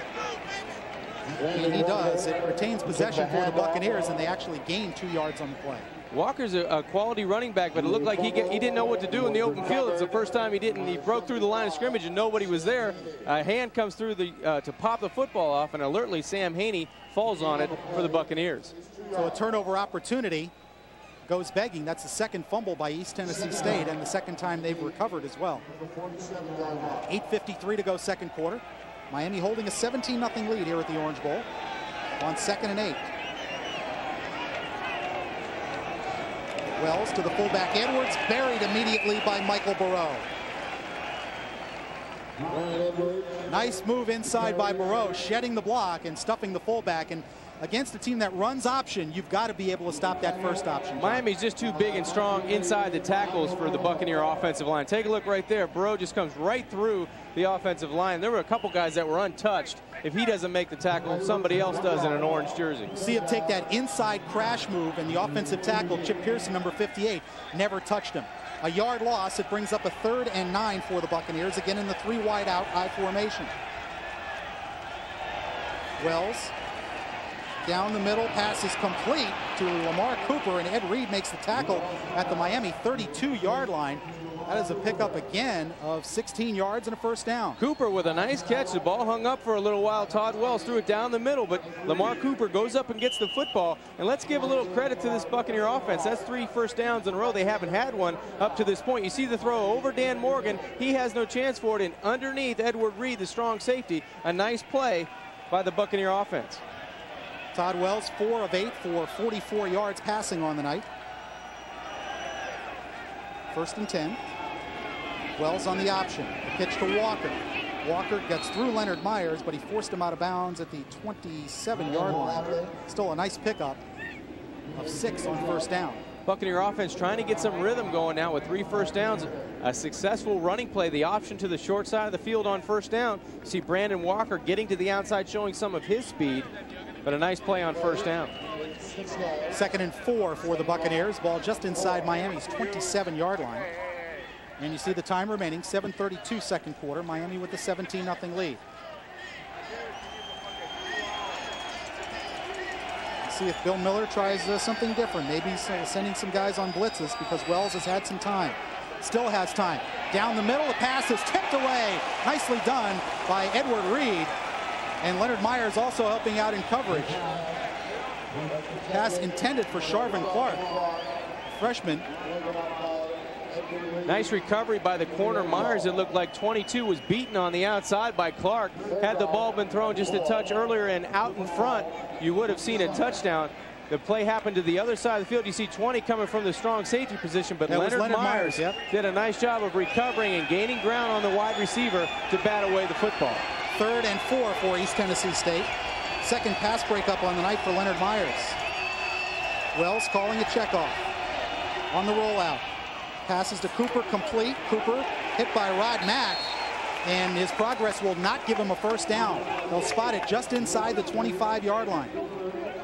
Looks like a yard and a half short of a first down, Frank. And we have a Miami player injured on about the 10-yard line. Looks like a cramp. Might be Myers. That's Leonard Myers, shaking that left hamstring.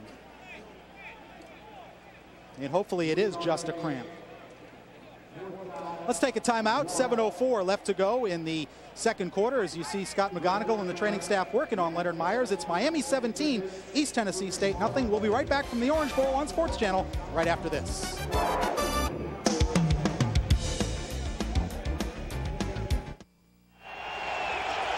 Back on a 4th and 1 for East Tennessee State, just inside the Miami 25.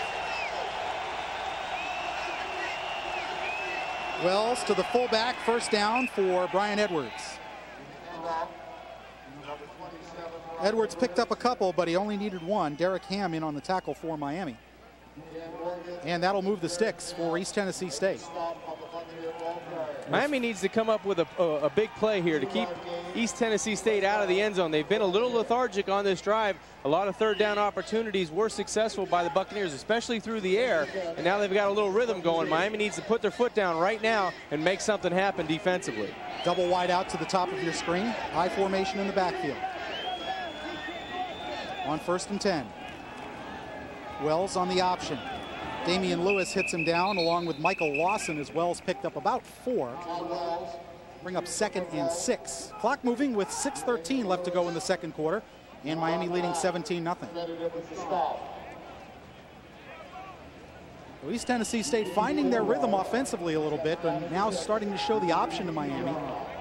This is a part of the game right here where the defense needs to find somebody that's going to be a playmaker. I know Butch Davis looking for one of these guys, one of the young guys that were baptism under fire last year to come up with a big play. 13th play of the drive, 2nd and 6 for East Tennessee State. Wells under pressure from Webster to the end zone, and that ball is nearly picked off. A great play by Edward Reed. And it will bring up 3rd and 6. Well, if you take a look in the offensive backfield, you see number 52, Nate Webster, reintroducing himself to Todd Wells, the quarterback. He just floated it up in the air, but he really didn't have a lot of time to do anything. After the play fake, he comes down the line, then back. You see Webster going inside the block of Brian Edwards and just throws up a prayer to the right side. Actually, the receiver, Lamar Cooper, didn't even realize the ball was thrown his way, and it should have been picked off. Had it been inside the corner of the end zone a little bit further, it would have been an easy interception for the Miami secondary. 3rd and 6 for East Tennessee State. Wells under pressure. Wells runs out of the pocket. End zone, Cooper, incomplete. He dropped it, he would have been out of bounds anyway. And Wells had him wide open. Todd Wells did everything on that play correct except deliver the football on the money, and it looked like Lamar Cooper was so worried about keeping his feet in bounds, he didn't concentrate on catching the football. He bobbled it, and it carried him out of the end zone. Take a look here. You see a great job of elusive quarterback getting the ball, actually put it right on the money. The receiver, Lamar Cooper, didn't know where he was on the football field.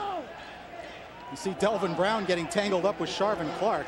That'll bring up 4th and 6 and a field goal attempt from Jerry Chapman from 37 yards away out of the hold of Marcus Satterfield.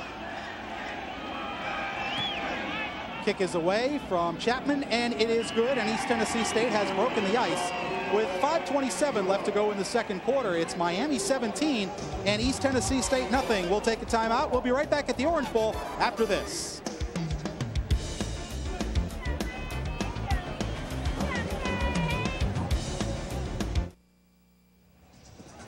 A 36-yard field goal by Jerry Chapman has East Tennessee State on the scoreboard with 5:27 left to go second quarter. Miami leading 17-3. Sports Channel is your home for NFL football, Florida style. Tune in every Sunday morning for 90 minutes of in-depth pregame coverage of the Dolphins, the Buccaneers, and the Jaguars. It's all on Sunday Morning NFL, exclusively on Sports Channel Florida. Jerry Chapman will kick it off for ETSU. Darrell Jones and James Jackson back to receive for the Hurricanes.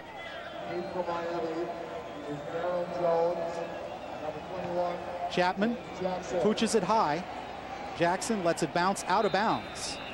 And so Miami will have the option of having him re-kick or taking the ball at the 35-yard line. That's one of the plays I always shake my head at. I can't understand how a kicker can kick the ball out of bounds. If I was a special team coach, I'd be going a little crazy right now. Miami will choose to accept it at the 35-yard line.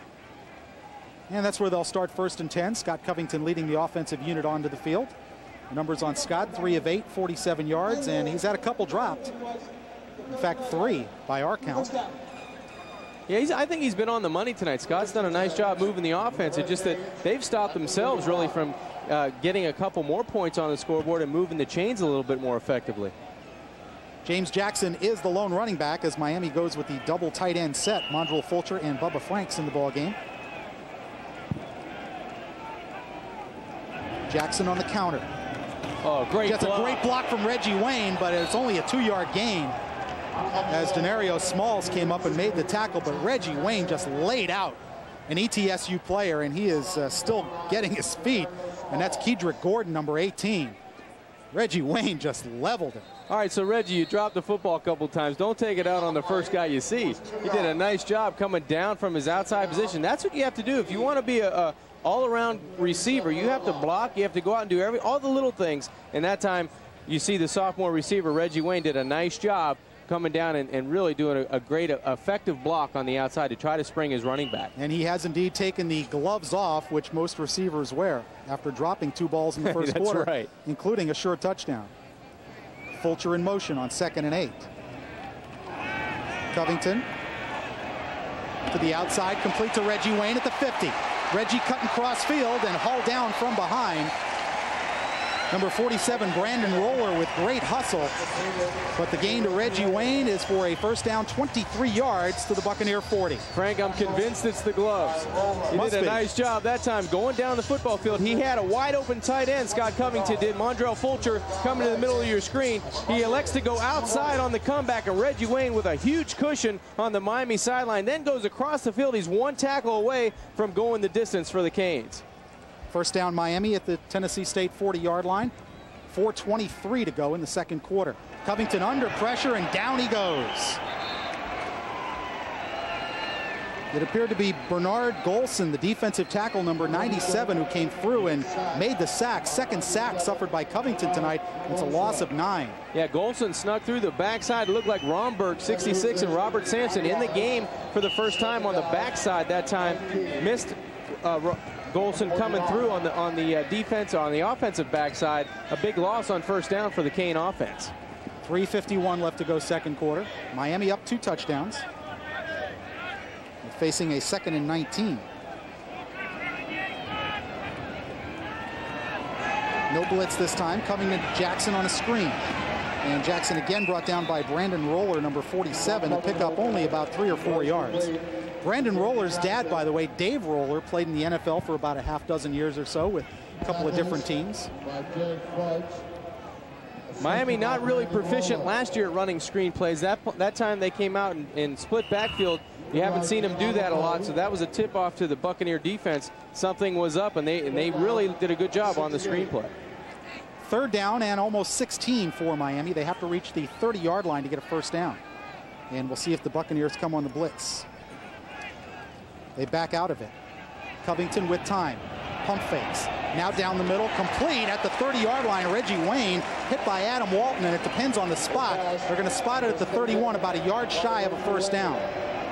Nice job by the offensive line. Scott Covington staying tall in the pocket, delivers a strike down the middle of the field. And Reggie Wayne is 2 for 2 now. You see him on the in route going down, trying to find out where the chains were.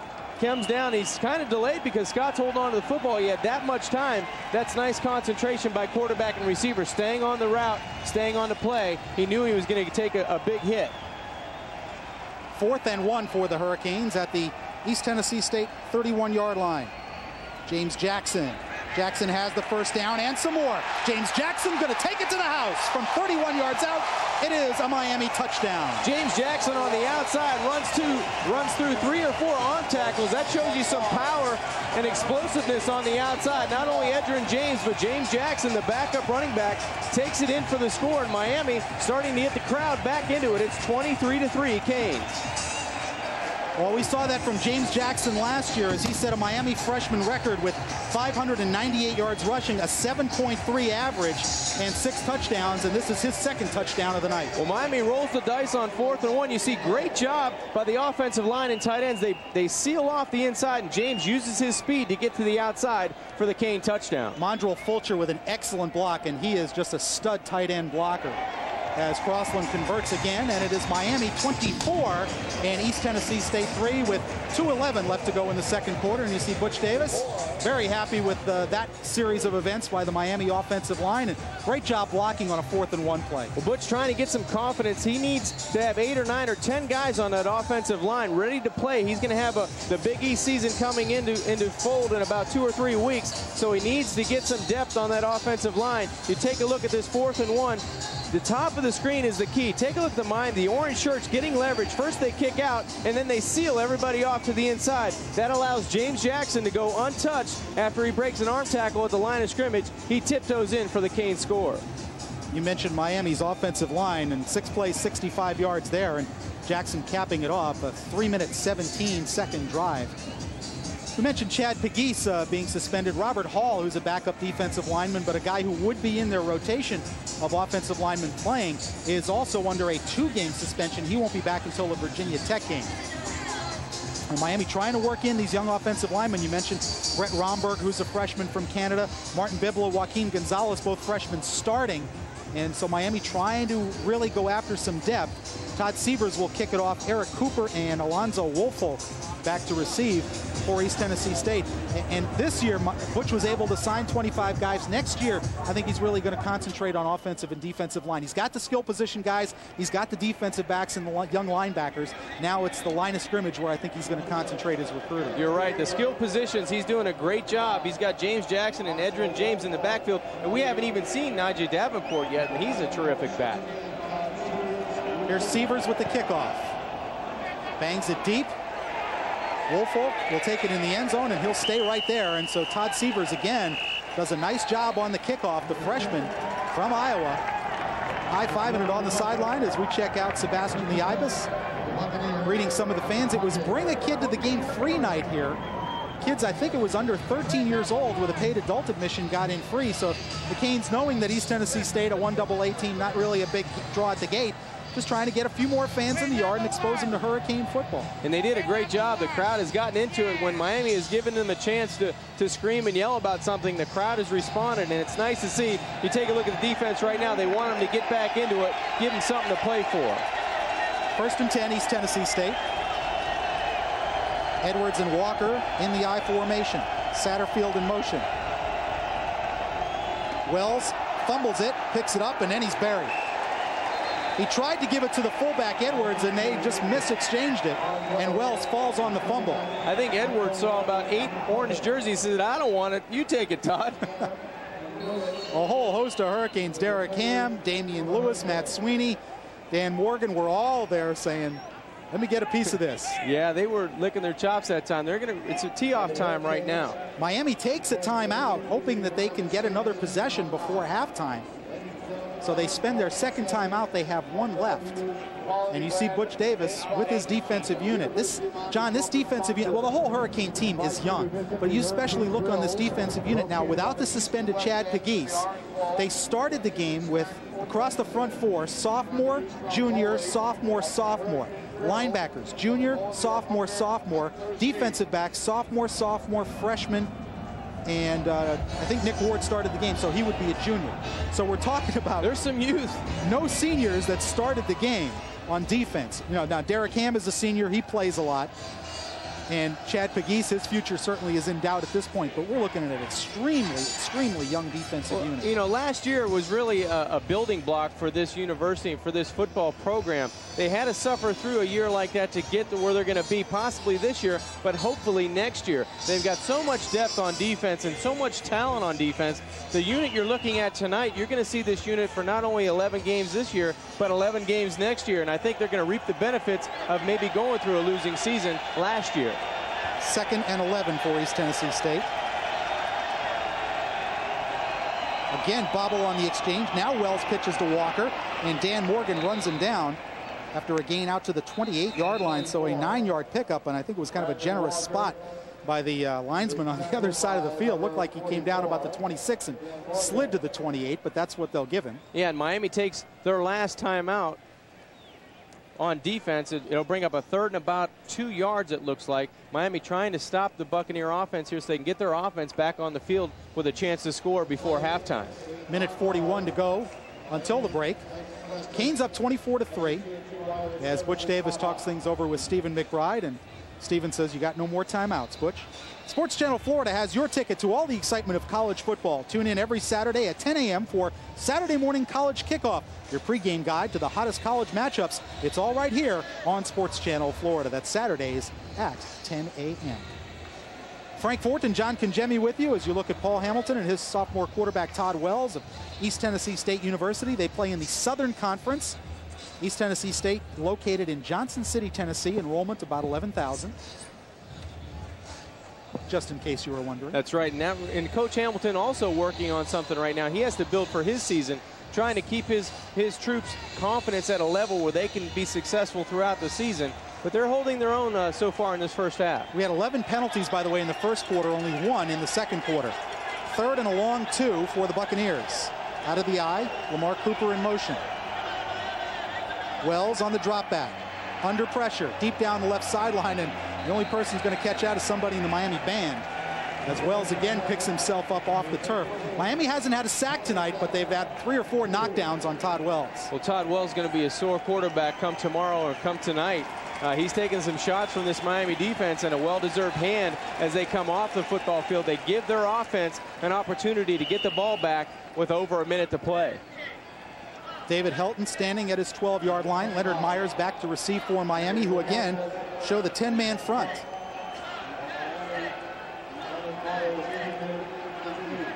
Helton had it blocked by Ed Reed. Nate Brooks is going to score. There it is. That's the old Miami special teams from Butch Davis's first 2 years here. That's exactly how you draw it up, Frank. Ed Reed comes untouched up the gut, and right in the perfect position is Nate Brooks, number 2. He catches it out of the air, does a great job for the score. Second touchdown of Nate Brooks' collegiate career, and every Hurricane fan knows what the first one was. That's right. 2 years ago at West Virginia when Miami stole that one from the Mountaineers 10-7 in that now famous, and I guess in the Mountaineers' minds, infamous game up in Morgantown. Wasn't a happy night for West Virginia fans, but it certainly was for Cane fans. Nate Brooks, the college football player slash student slash rapper, he does have 2 CDs out. And he had to get special permission from the NCAA to record them and sell them commercially. Out of the Popovich hold, Crossland splits the uprights for his 4th conversion of the night. And now you see the value of Butch Davis taking those timeouts, hoping his defense could hold. You give your punt block team or your offense at least a chance, and they get 7 points out of it. Yeah, designed by Butch that time. Defense does their job. They get it back to the special teams. And another great job on special teams. You see right there, number 20, Reed, picks the ball right off the kicker's foot and goes right to Nate Brooks, number 2, who goes in for his first score of this season on special teams. Hopefully Butch Davis saying it's one of many to come, because it looks like Miami's getting back to their aggressive style, especially on special teams. And Nate Brooks, we mentioned the rap CDs that he's got out. He's also doing a documentary with another student about life in his neighborhood and dedicating it partly to Marlon Barnes, the late linebacker who was murdered on campus a couple of years ago. In fact, I believe the trial in that case starts this coming week in Miami. But Nate keeping the memory of Marlon Barnes alive. He's got all kinds of T-shirts. He had the song about Marlon Barnes that he recorded, now doing the documentary about life in the neighborhood. So, Nate Brooks keeping alive the memory of Marlon Barnes for Hurricane fans everywhere. This will be Andy Crossland teeing it up at the 35. Eric Cooper back to receive along with Alonzo Woolfolk. Now, I beg your pardon, it is Severs again to kick it off, number 16. He is the right footer, so they're giving Todd 2 kickoffs in a row. Maybe Crossland's tired from running back and forth on extra points. Minute 32 to go first half. Hurricanes now with a 31-3 lead. Severs booms this one with the wind at his back, and Woolfolk fumbles it out of the end zone, so it'll be a touchback again. 1st and 10, East Tennessee State University. John, you see, like in the Monday night game, Florida State and Texas A&M, what a big weapon a kicker can be. Sebastian Janikowski of Florida State, everything's a touchback or inside the 20-yard line to start off for the opposing offense. That's a big advantage for a defensive unit. And it gives you so much confidence running down on special teams, as we see a flag on the play now at the Hurricane 35-yard line. But you're right, Frank, it gives you a huge advantage knowing that you're running 100% down the football field, and you know that returner is going to catch the ball either on the goal line or in the end zone. Looks like it was offside on Miami on the kickoff, so they'll make him do it again. Here's the call from Stephen McBride.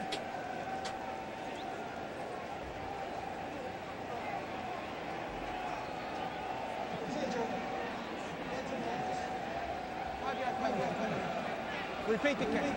Well, the official call is procedure, but either way, it's a 5-yard penalty, and the Hurricanes will have to kick it again, this time from the 30-yard line. Now these are the kind, I'm sorry, John, these are the kind of little mistakes that Butch Davis wants to eliminate. Again, they were in their scrimmages, they were pretty sharp, not many procedures or motions, and they haven't had any of those tonight. What's hurt them is the late hits, a couple by the offensive linemen, strangely enough, and these little procedure calls, and that's the kind of thing you want to eliminate as the season goes along. He wants to eliminate them, but he still wants them to stay out on that edge, because I think he likes a little bit of what he sees if it's an aggressive mistake. You know, you have to pick your spots, you have to be smart, but I think he likes the team being a little bit more aggressive, and he wants them right out on the edge. So a minute 32 remains now in the second quarter as Todd Sievers will kick it off again. This time a line drive again, sending Woolfolk back, and his momentum carries in the end zone. He'll come out. Woolfolk to the 15 and run out of bounds right at the 20-yard line. Nick Ward, number 3, made the tackle for the Hurricanes special teams. That's a big leg by Sievers, kicking it all the way in the end zone from the 30. That's a nice job by the special teams, too, covering down the field all that way and still keeping the Buccaneer offense inside the 25-yard line. Yeah, they'll start from the 21, so the penalty doesn't hurt much. It cost Miami a yard. Minute 27 to go until halftime. A look at Todd Wells, who is now on the sideline. We have a new quarterback in for East Tennessee State University, and that is number 21, Jamie Chadwell, a junior out of Caryville, Tennessee, 6 feet, 212 pounds. Out of the shotgun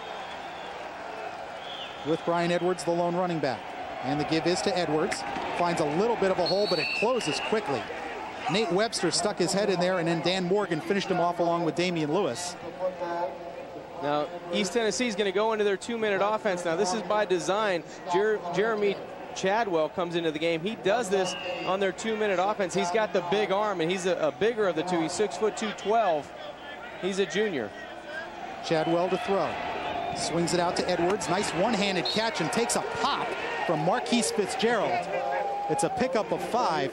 I'll tell you what, Marquise Fitzgerald is a $180, but he is not afraid to tattoo people. That's right. He brought the hat on the sideline that time and got the Miami sideline a little excited about that hit. Does a nice job coming from the cornerback position, but this is where Miami needs a little work, you know, in their 2-minute defense, trying to keep teams, get them on the football field and get the ball back for the offense as they did in the last series. 56 seconds. You see it in the bottom lower third of your screen. And the 31-3 Miami lead. It's 3rd and 5 for East Tennessee State. 3 wide receivers in the I formation as Chadwell will go under center. Chadwell to the outside, caught by Lamar Cooper, and that is just enough for a first down up to the 32-yard line. Marquise Fitzgerald had the coverage, make it Leonard Myers, number 22. But it is a Buccaneer first down with 50 seconds left to go. It's a nice throw by Chadwell because that pocket was crumbling around him. He stood tall in the pocket and threw the football outside to get the first down for the Buccaneer offense. Corey Martin, number 83, coming into the game late. He is in the slot to the bottom of the screen. On first down, Chadwell over the middle, and that ball is caught by Martin with Marquise Fitzgerald draped all over him. He picked up almost 9. 2nd and short coming up for East Tennessee State as the clock counts down to 30 seconds. Chadwell out of the shotgun. Pass complete and run out of bounds at the 45-yard line. The reception for number 38, Adrian Stafford. His first catch of the night, and that is again an East Tennessee State first down up to the 45-yard line. Nice job moving the chains, the ball. Just a quick out to the outside. Chadwell delivering the football 3 times in a row, right on the money. 20 seconds left to go in the second quarter. Miami staying in a pretty vanilla defense right now, just a basic 4-man rush and playing their coverage.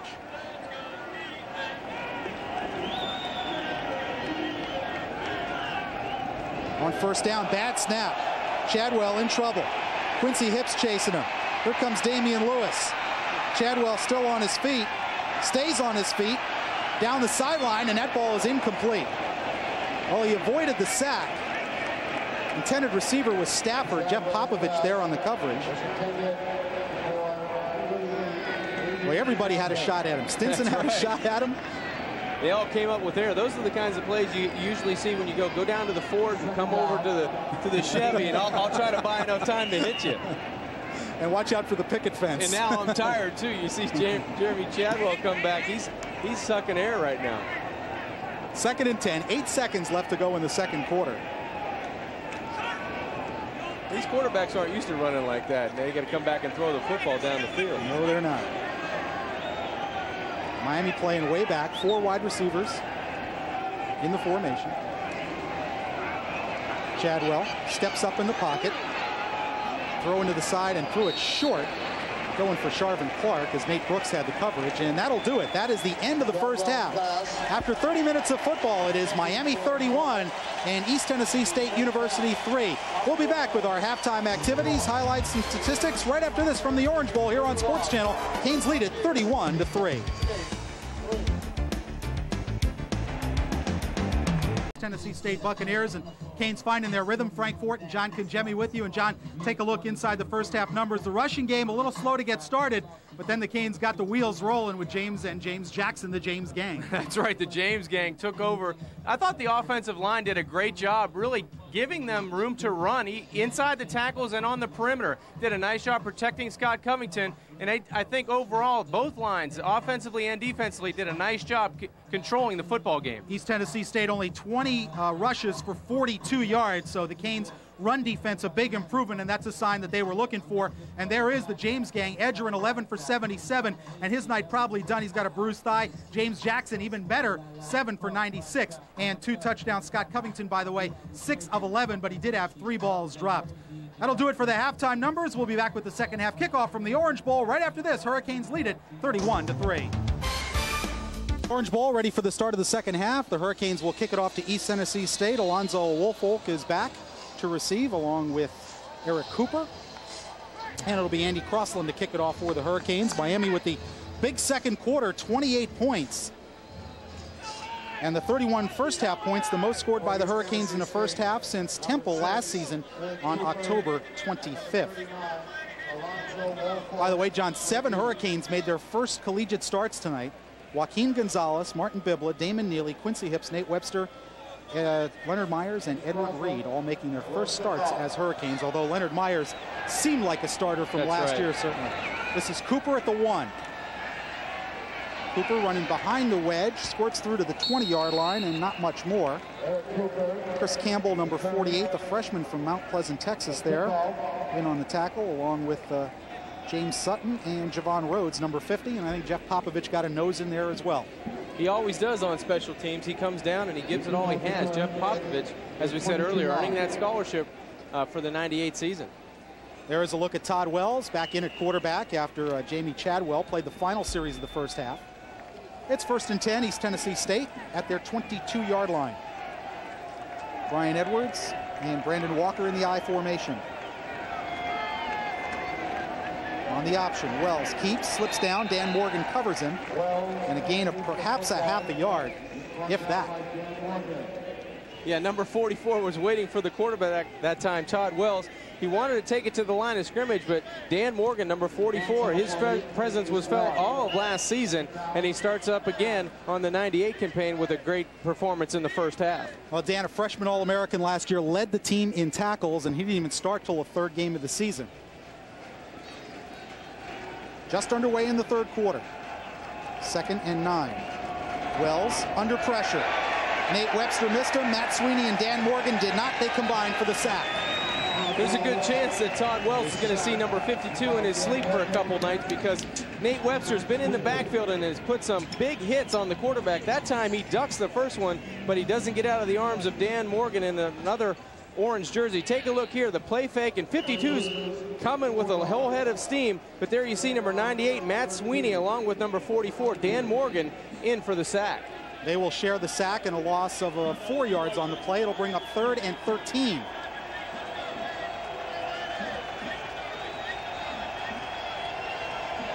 Double receiver to the bottom of the screen. They better hurry. Corey Martin in the slot.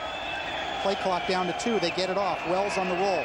Pump fake, spiring down the sideline, wide open, and caught. A juggling catch by Corey Martin, knocked out of bounds by Delvin Brown at the 50, but Corey Martin got behind Marquise Fitzgerald. Boy, a great throw and a couple great catches that time by the offensive receiver. Number 83 does a nice job for the Buccaneers. Martin coming down the near sideline. He caught it once, twice, maybe 3 times on the wheel route. There you see the pump fake. He gets number 20 Reed on the pump fake. There he catches it one time. He juggles a couple extra points for the catch, and then gets tattooed on the Miami Hurricane sideline. It was Edward Reed who went for the first part of the route and was beaten deep. It's first down after the gain of 32 yards. Wells gives to the fullback, and Edwards picks up only a couple. Danny Morgan on the tackle once again. Bring up 2nd and 8 for East Tennessee State. I think the tandem of Webster and Morgan on the linebacking core really working well. Nate Webster so quick from the inside, and Dan Morgan just as fast on the outside. Those guys, you can't run away from Miami linebackers. They have too much speed. Quincy Hips, number 90, being checked for a right calf injury on the Miami sideline. Michael Burrow in at left defensive end in his place. 3 wide receivers, no tight end in the formation. Wells still has it. Into the flat, complete to Martin. And Martin gets to the Miami 40-yard line. Rod Mack in on the tackle for Miami. Pickup of 6. It'll bring up 3rd and 2.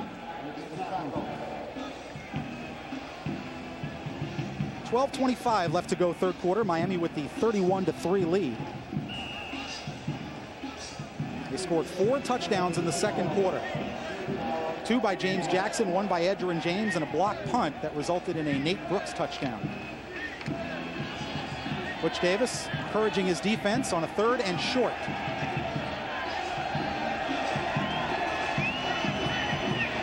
From the I formation, Wells still has it and is hit down hard. Nate Webster there to make the tackle. No gain on the play. And that'll bring up 4th down. Miami's been in the right position all night on that option, really taking away the quarterback, and everybody has to be in the right spot. The defensive line does a good job taking away the first option, and then you see the speed of the linebacking core. All 3 of them there, 51, 52, and 53 respectively. Mack, Webster, and Morgan do a nice job around the football. I liken Nate Webster to Zach Thomas. He's not very tall, but he's very quick. Yeah, you got to keep blockers off him, and if you do, he's going to make a lot of plays. Right. On 4th and 1, Wells with play action. Steps up in the pocket, and down he goes. Derek Ham picked up the sack. That ball is called dead. It is not a fumble. Derek Ham, the senior out of Merritt Island, and a guy who Butch Davis calls a fence sitter. He teases you with some plays, but then he just doesn't produce sometimes. At that time, he gets through on the 4th down sack. Yeah, that's a nice effort by the up front people, the down people for Miami that time. Derek Ham didn't stop. He goes around the first guy, tried to cut block, then he runs through the second block by Brandon Walker. A nice job. He was determined to get to the quarterback, and Derek Ham did so. And you saw the referee, Stephen McBride, indicating he was down. It is a sack and not an incomplete pass or a fumble. Miami takes over at their own 47. Covington the quarterback. Now Najee Davenport is the tailback, and he has the football. Najee to the 50. Najee hurdles a man at the 45. And Najee Davenport on his first collegiate carry will pick up a big gain down to the 31-yard line. That's 24 yards for Najee Davenport. Derek Fudge ran him out. That's one position on this Hurricane team. You will not see a drop-off no matter who's in the backfield. Number 4, Najee Davenport on his first carry as a Cane. You see him, he sees the hole to the left, a good hole by the offensive line. Then he dips outside, raises his legs, leaps over a would-be tackler, then uses his speed to the outside. Like to see Najee put the ball on the outside just to keep it away from the nearest defender, but does a great job on the perimeter. Now out of the double tight end, Mondrell Fulcher in motion. Covington throws to Bubba Franks, and he can't hang on. Lee Neese had the coverage, number 5, and it'll bring 2nd and 10. You know that down on Miami campus, if you talk to people around the team, they'll say it, but they won't say it very loud. Najee Davenport may in the long run be even better than Edgerrin James because he's not only got the speed, he's 235 pounds. Well, on that first carry, he looked like Edgerrin James going to the outside. He's a big body, as you said, 6'2", 235. And he can motor. And I'm not saying that because he's running against East Tennessee State. I'm saying in the long run, and people around the program will tell you that, this kid has a tremendous, tremendous potential. 2nd and 10. Covington, straight drop, plenty of time. Throws high for Darryl Jones. And Scott's got no excuses on that one.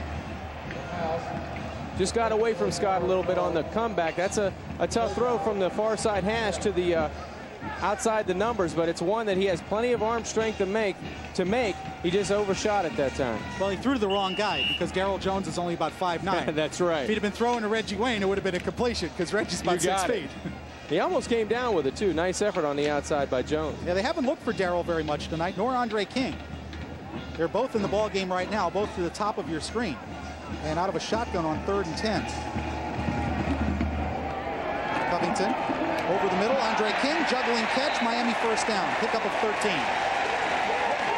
That's a terrific catch on the inside by Andre King. The ball was behind him. It was a curl route. All he had to do was go past the underneath coverage and turn around for the football. He comes back to the ball, but watch the athletic ability on the inside to go around the defender and watch him plant and go back to the football to keep his balance and concentration with a guy coming in his face. Just great athletic ability again shown by the offense of the Hurricanes. A year ago, Andre doesn't make that catch. He spent 5 years away from football, a #1 draft pick of the Atlanta Braves.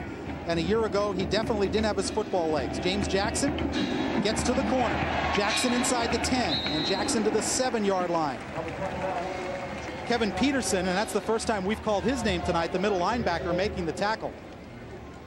Butch Davis will be happy when he looks at that play on film, because downfield working, Darryl Jones, #1, the wideout coming off the field now, did a great job just staying in front of the cornerback, and that allows James Jackson to get a couple more yards down the field. That's what you need to do to win football games, to win tight games. Do a little extra, and that's exactly what this receiving corps has done all night. Well, that's what they started to do last year. Butch Davis got it that you've got to be able to block if you want to play. And you saw Reggie Wayne tonight wipe out a guy. Andre King will go after you. Jackson with a very small hole, but gets inside the 5 and close to the 2-yard line. That'll be a first down Miami. Lee Neese made the tackle, and the Canes will have a 1st and goal. I like what Miami's doing offensively. They're mixing the run and pass, and they're making a statement coming out on the first possession. We're going to stick it in the end zone, and everybody's going to get in this football game because we need the work. We need to be sharp down the road, and that's what they're using this second half of football to do. 1st and goal for the Canes, 9:28 left to go, 3rd quarter. Miami already leads it 31-3.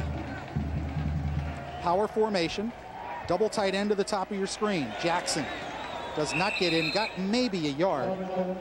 Number 47 on the tackle, Brandon Roller. The senior out of Alpharetta, Georgia, only 5'10", 243. Very defensive undersized. tackle that's 5'10". Well, that's why he's in 1AA. I'm not saying he's a bad football player. He's a pretty good football player, but if you're a 5'10" defensive tackle, you're not going to get many Division I offers. As I was going to say, Frank, very undersized, but that's the first time that the defensive front for the Bucs in a short yardage situation has really beaten the University of Miami to the punch. Again, the double tight end at the top of the screen. Now Fulcher in motion. Play fake. Nick Williams, the fullback, but the throw is to Bubba Franks for an easy touchdown. Take your pick. Yeah, Williams and Franks were both open in the end zone, and Covington chose the big man from Sulphur Springs, Texas. Make it Big Spring, Texas. Appropriately enough, Bubba Franks. Scott knows how Daniel catches the football. Bubba was in the end zone, and so was Nick Williams. I think Scott has thrown to Bubba a little bit more than Nick, and I'm sure Nick will remind him when they watch film tomorrow, hey, get me in the end zone any way you can. Bubba gets there a little bit more often than I do, but a nice decision. Good throw to the back of the end zone by Covington for the touchdown. Good look at Daniel Bubba Franks, a star in the making. Crossland out of the Popovich hole, and Andy puts it through once again, and with 8:40 left to go in the 3rd quarter, the Hurricanes have stretched their lead to 35. It's Miami 38, East Tennessee State 3. We'll be back at the Orange Bowl with more action right after this on Sports Channel.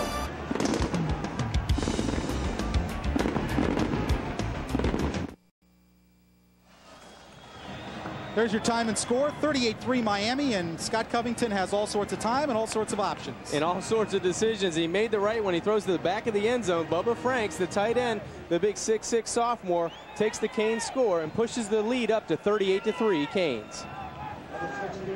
8-play, 53-yard drive, consuming 2 minutes and 25 seconds in this 3rd quarter, and we're down to 8:40 to play in the 3rd. By the way, other Big East teams today. Pittsburgh beat Villanova 48-41. Your alma mater sweating it out. Virginia Tech 38-3. The Hokies will be here in 2 weeks. Rutgers beat Richmond 7-6. Here's the kickoff from Sievers. And Woolfolk again driven back into his end zone by the momentum of the ball. Woolfolk squirts through to the 21-yard line where Wilbur Valdez, get number 34, the backup fullback from New Jersey, gets a piece of the tackle.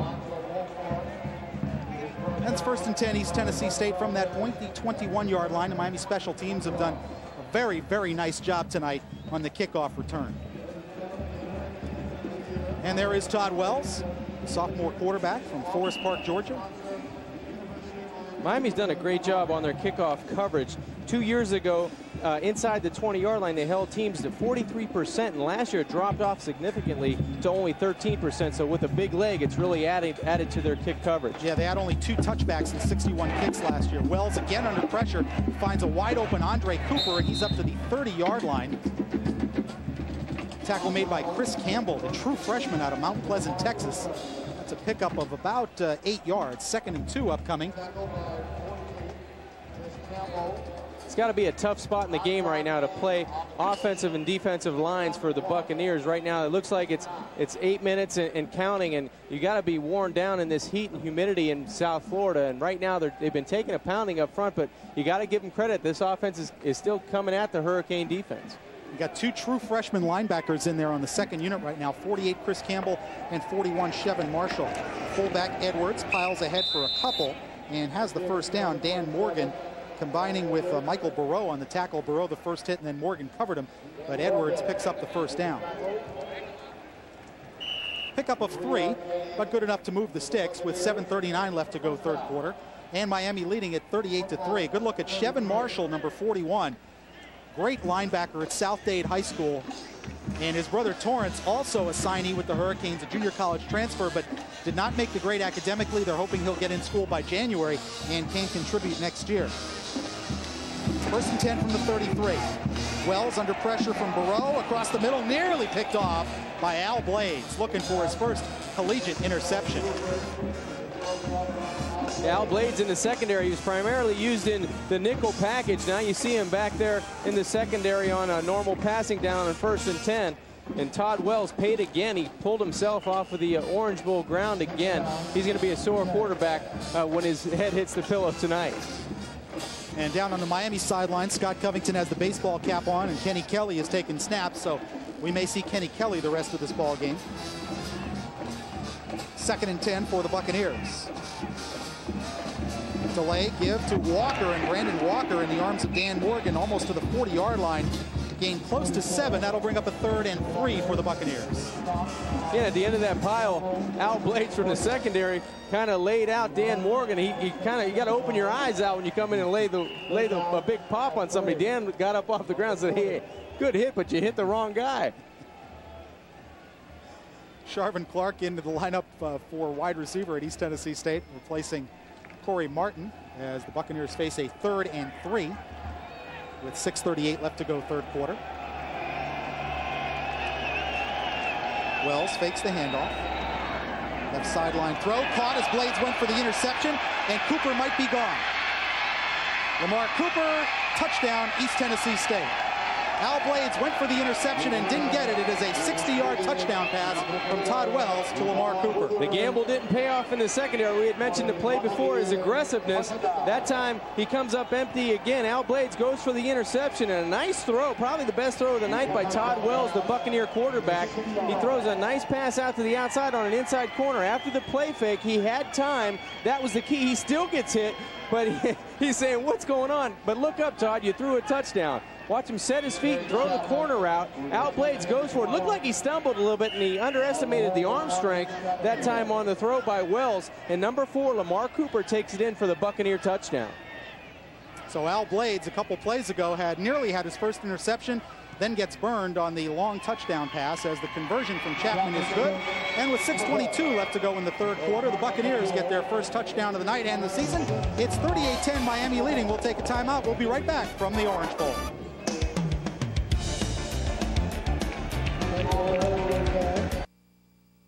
East Tennessee State finds the end zone for the first time tonight at the Orange Bowl.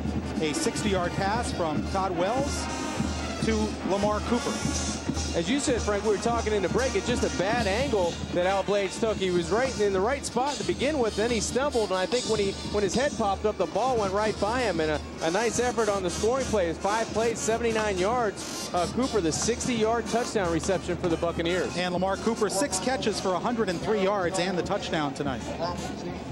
Darrell Jones and James Jackson back to receive the Jerry Chapman kickoff. And it appears Kenny Kelly will come in to quarterback the Hurricanes. Again, the high pooch kick. Bubba Franks and Nick Williams settling under it. They bobble it, and Franks comes up with it and is tackled immediately at the 30-yard line. Number 12, Shaka Hilton, the backup linebacker, with the special teams tackle. Those pooch kicks can sometimes cause trouble. In fact, Miami against Temple last year botched it on the very first opening kickoff and gave Temple a ball at the 9-yard line. You got to be careful. You want to call a fair catch or make sure somebody's got that football called. The biggest thing is communication in that situation. So Kenny Kelly seeing his first collegiate action for the Miami Hurricanes. The redshirt freshman out of Tampa Catholic High School. Has Najee Davenport in the backfield behind him. Mondrell Fulcher in motion. On the counter, Davenport. Lee Neese blocked the football loose, and East Tennessee State has the recovery. Kedrick Gordon, the safety, makes the recovery, and East Tennessee State in business at the Miami 31. Well, the Bucs getting some momentum, a big play on offense, and they almost caused a turnover on special teams. They get it on the first play. Najee Davenport trying to make a cut inside on the counter play. You see the play action there. The counter comes around. Nice blocking on the inside. One man he had to make miss, and that was Lee Neese, number 5. He gets a hand on the football, and it's a turnover for the Buccaneer defense. First turnover of the night by either team. Todd Wells has his team in business at the Miami 31. 6:07 left to go, third quarter.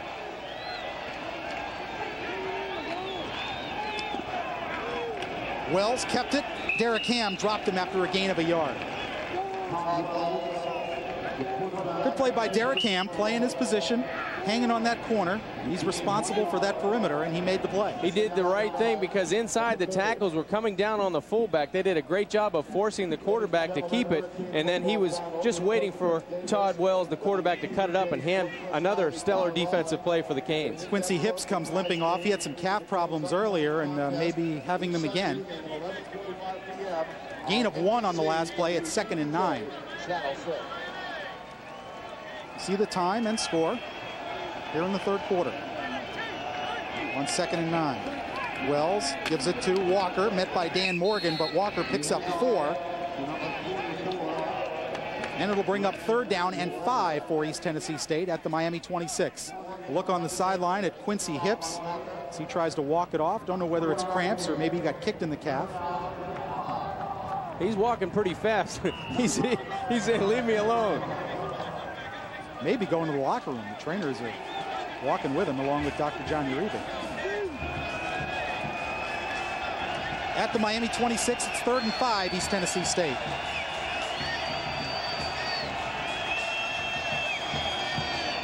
Blitz coming.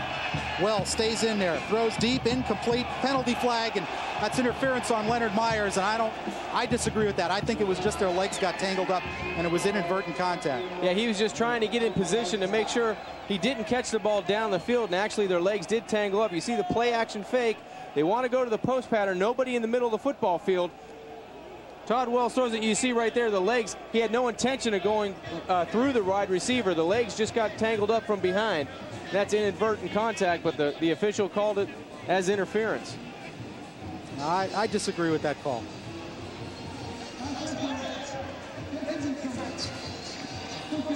That's a 15-yard penalty, and that'll move it from the 26 down to the 11-yard line. Miami's 7th penalty. It's cost him 80 yards.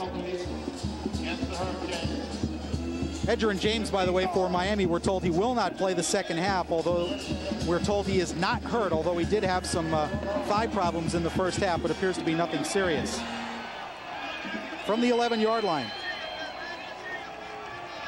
Trying to cash in on the turnover is East Tennessee State. Wells to the flat. Lamar Cooper run out of bounds by Leonard Myers, but it's down to the Miami 3-yard line. The short passing game of East Tennessee State has worked well. That's a great throw by the quarterback, Todd Wells. There wasn't a lot of room to throw that football out there. The wide receiver for the Buccaneers had leverage to the outside, but you'll watch number 51, Rod Mack. He looks like he's in a position to break on the football, but a nice throw on the outside. You see Rod Mack right there trailing in a trail position. Cooper had the leverage on the outside. Nice pitch and catch by the Buccaneer offense. Ball inside the Miami 3, 2nd and a yard. They can pick up a first down. Fullback Edwards moving the pile, and Edwards scores.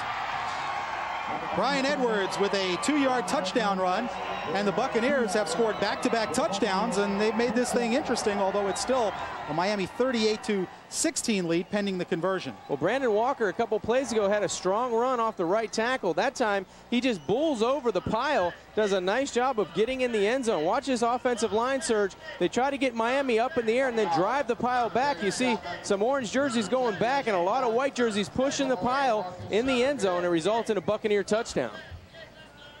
With 4:46 left to go, Chapman on for the conversion. And he knocks it through. So with 4:46 to play in the third quarter, back-to-back touchdowns by East Tennessee State, sandwiched around a Miami turnover, and it's Miami 38, East Tennessee State 17. We'll be back right after this at the Orange Bowl.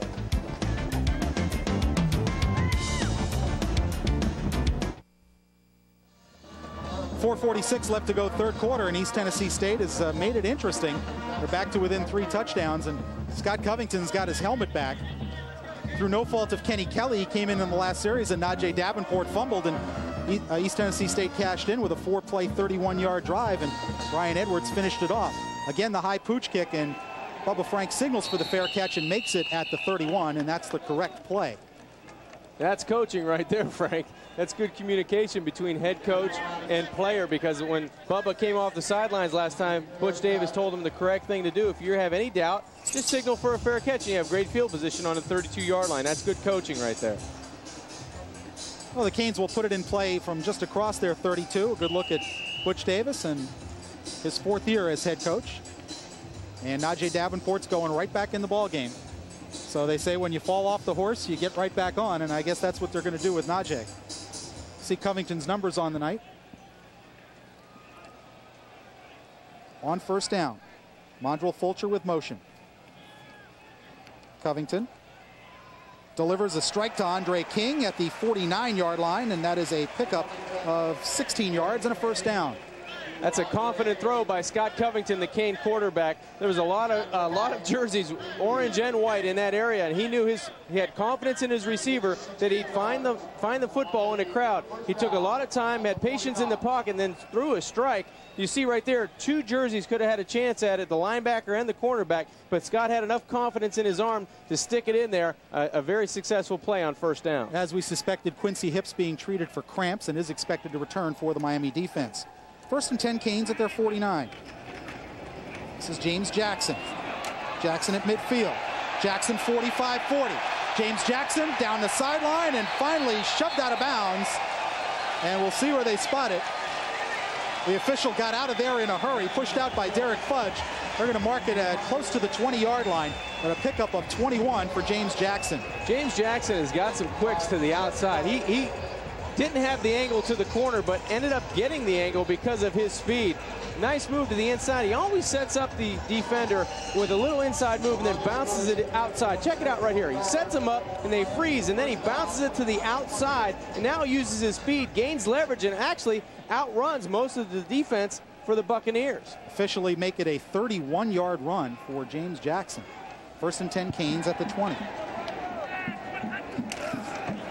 Jackson inside this time.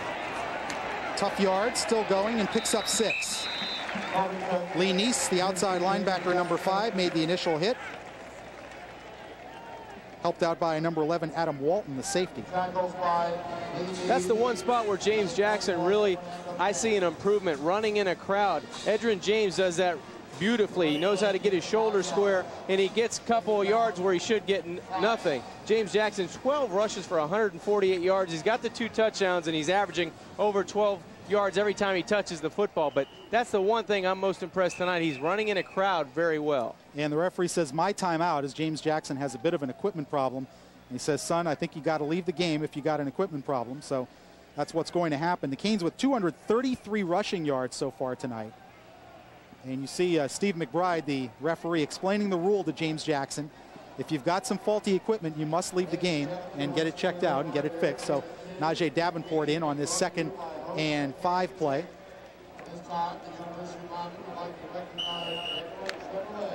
Canes leading at 38-17, trying to respond to back-to-back touchdowns from East Tennessee State after Miami gave up a long pass play, then fumbled, and East Tennessee State took it in. On second down, Davenport made one guy miss in the backfield and has a first down. He made Derek Fudge miss in the backfield, picked up 6 and got the first down for Miami inside the 10-yard line. Bernard Golson making the tackle. That's nice vision by Davenport. Before he even got the football, he knew he was going to have to make a move. Got the football and then gave him a hip and let go and back to the inside. Did a nice job. Derek Fudge has been in on a lot of tackles for the Buccaneer defense. That time, Najee made him miss. First and goal, Miami. Ball just inside the 9-yard line.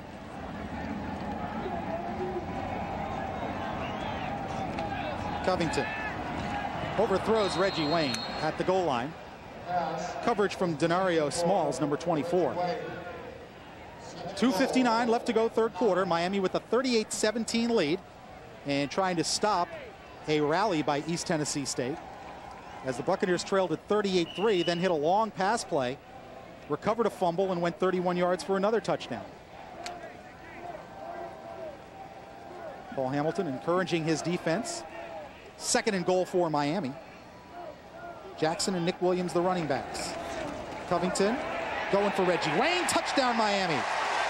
Reggie Wayne got in the end zone only twice last year despite his 48 catches. He said to me before the season, I want to take it to the house a little more often. Yeah, Reggie's a little wiry receiver on the outside at 6'2", 190. The play before, he tried to beat him inside. The cornerback, Smalls, on the end, couldn't get inside. He said, hey, try me again, but let me go to the outside. I think I can beat him up top. Scott, just put it out to the back end line, and he does a great job. Reggie Wayne goes in for the score. On the night, he's got 4 receptions for 54 yards and that touchdown. Andy Crossland in to attempt the conversion, his 6th attempt of the night.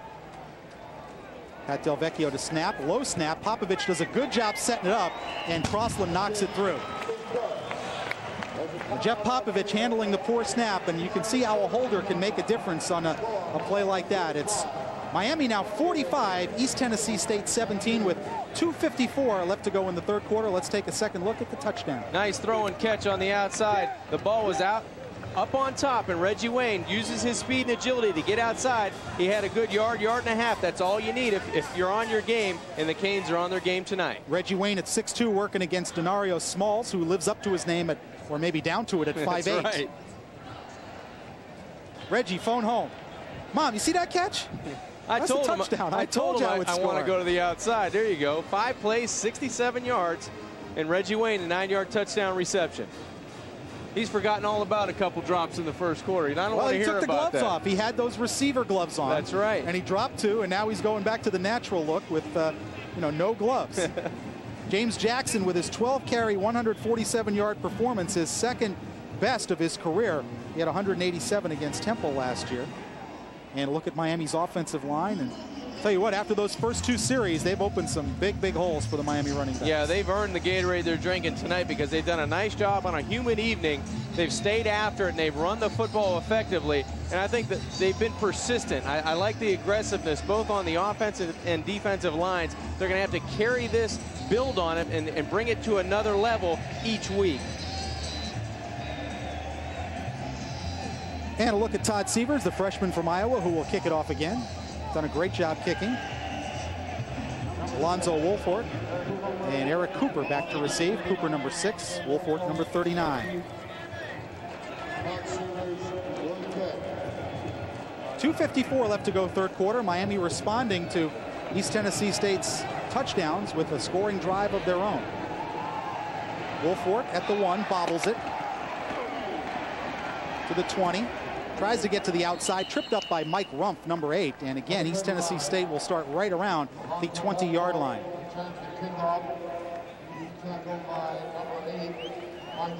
We got 2:44 left to go in the third quarter.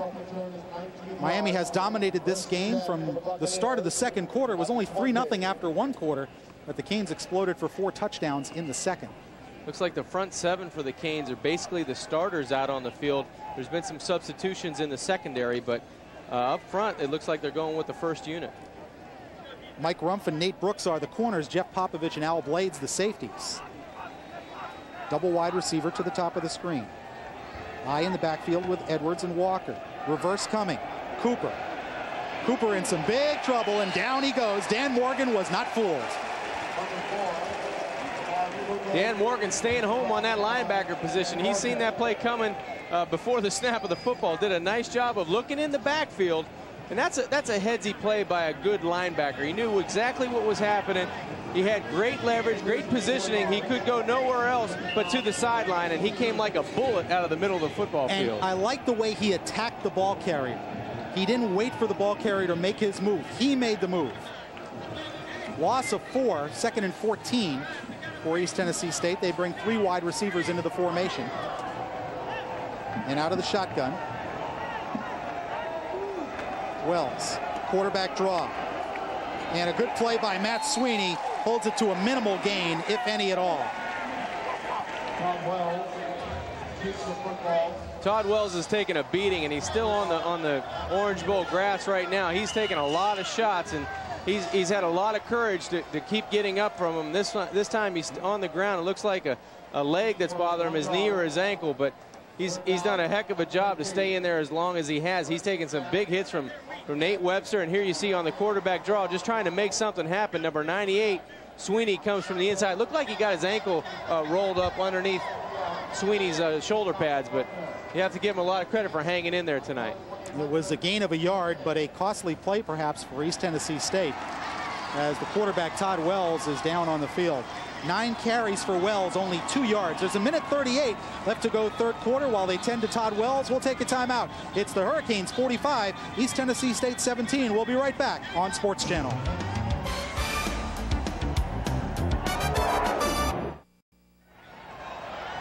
Back at the Orange Bowl, Miami leading 45-17. Todd Wells taking a seat. He does not appear to have any serious damage. And Jamie Chadwell will take over at quarterback for ETSU. It's 3rd and 13.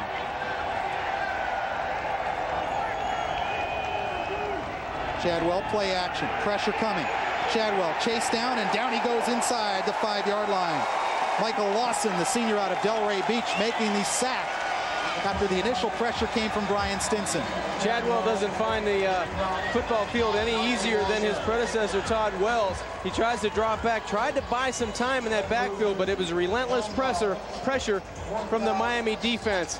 You see orange jerseys breaking through on the right side. Just a nice job up front by number 95, Brian Stinson, the defensive end. You also see in there number 93, also on the play, Mike Burrow. Mike Burrow did a nice job, the junior defensive end. Helton standing at the back of his end zone. Again, Miami with the 10-man rush. Now they back out 2. Nick Ward is the return man. High snap. Helton gets it away. Low tumbling kick. And it rolls along the sideline and out of bounds. They will mark it at the East Tennessee State 40-yard line. A look at Nick Ward, the junior out of Dallas, Texas, and Nate Brooks, who has a partially blocked punt and has a touchdown on another block by Ed Reed tonight. Kenny Kelly coming into the game at quarterback for Miami as the Canes take over at East Tennessee State's 40-yard line. There's number 15, the redshirt freshman out of Tampa Catholic.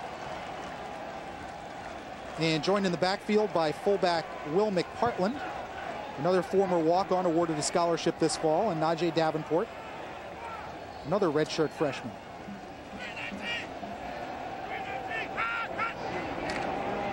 Kelly to Davenport. Davenport to the 35. Burst through and down to the 30-yard line. Shaka Thomas, number 2, making the tackle, but Najee has first down yardage. He gained 11. Nice job by the offensive line, and Davenport doing it again, picking his holes and going up the field, moving the chains for this Hurricane offense. Kenny Kelly, a nice job with the cadence, getting the Buccaneer defensive line off balance, and then Davenport going to the outside, cuts back, slashes across Thomas, number 2, for a Hurricane first down. 11 seconds left to go third quarter, and the clock is moving. We may not get this play off. 4 as Kelly comes up to the line, and that'll do it for the third quarter. We have reached the end of 3 quarters of play here at the Orange Bowl. Miami has the football at East Tennessee State's 29-yard line, and they'll start the fourth quarter there, and also with a 45-17 lead. We'll be back with the fourth quarter on Sports Channel right after this.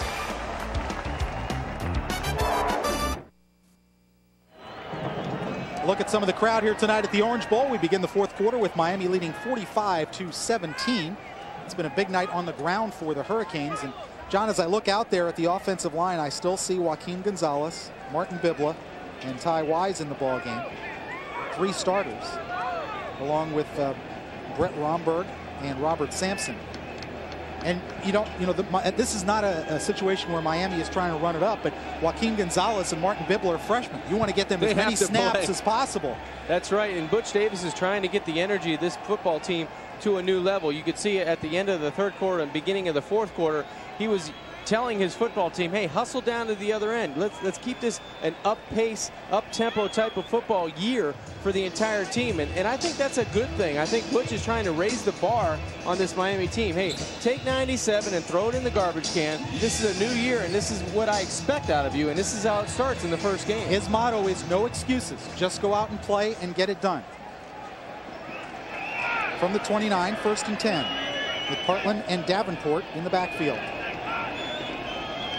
Kenny Kelly fakes, throws. His first collegiate pass is caught by Mondrell Fulcher at the 18-yard line. The coverage from Shaka Thomas and Adam Walton. We have a penalty flag down, and it should be holding against Miami. So negate Kenny Kelly's first intercollegiate completion. I gotta wager he might get it tonight, though. Well, he's got a whole quarter to do it. 14:52. Offensive line, 10-yard penalty, repeat first step. Well, Miami's had a bunch of penalties tonight, in contrast to their opener at Baylor last year where they had only 2. But the flip side of that, they have 8 penalties for 90 yards tonight. The flip side of that is it got much worse penalty-wise as the year went on. Yeah, you're right. Maybe this will be the opposite. The penalties will decline from here on out. Well, early in this football game, I think a lot of the penalties were made out of aggression and really trying to make something happen. And right now, they might come from fatigue. But Miami, all in all, has done a pretty good job historically trying to limit their penalties. And I know Butch is keeping a close eye on that. Because in a tight game, when you get into the Big East, things like that are differences between winning a game and losing a game. 15-yard penalty. 1st and 25 for the Hurricanes now from the 44 of East Tennessee State. Kelly again to throw. To the sideline, complete to Omar Roll at the 30, and he's dragged down right there by Shaka Thomas. A 14-yard pickup on the first, now official completion by Kenny Kelly. That was a nice shot on the comeback. Nice route by Omar Roll. Take a look at Kenny Kelly. Stumbles a little bit out of the blocks, but gets his feet underneath him, steps in and fires a rope outside to Omar Roll. Nice job by Kenny Kelly stepping into this throw on the comeback route for his first collegiate completion. Gain of 14. We'll bring up 2nd and 11 for the Canes. They have to reach the 19, just inside the 19-yard line of East Tennessee State to get the first down. Motion from McPartland. And Derek Fudge comes across the line of scrimmage, but we'll see if he was drawn off.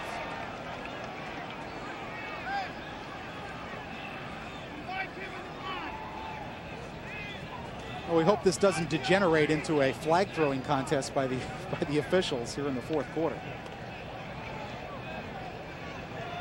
Little advice, guys. Make a decision. Yeah, okay? Let's pick up. It's the first game, but it's the 4th quarter. Let's pick up the pace a little bit. They call it offside on East Tennessee State. So that helps the Hurricanes out by 5 yards, and it'll bring up a 2nd and 6. I'd like to see Davenport break it off one of those counter plays or off tackle. He looks like he's got a lot of shake to him. When he gets in the open field, he can make somebody miss. Well, I'll tell you what, we talked about him before, 235 pounds, and he's also part of the Miami track team. He runs on their sprint relays. And they'll tell you that over 100 yards, he might get beat. But over that first 50 or 60, nobody touches him. And, of course, that's great for football because how often do you run 100 in football? They always say that about a quarterback. Well, this guy's got a cannon. He can throw it 80 yards. Well, I haven't seen one quarterback yet have to throw it really 80 yards consistently in a game.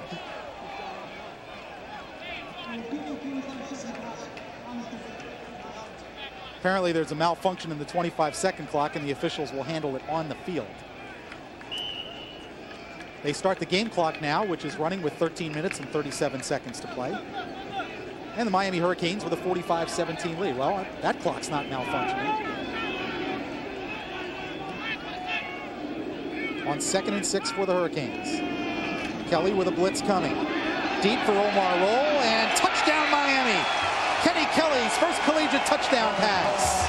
Nice job by Kenny Kelly and Omar Roll. That's the connection on the comeback that played before. And that time Kenny Kelly just hung it up enough.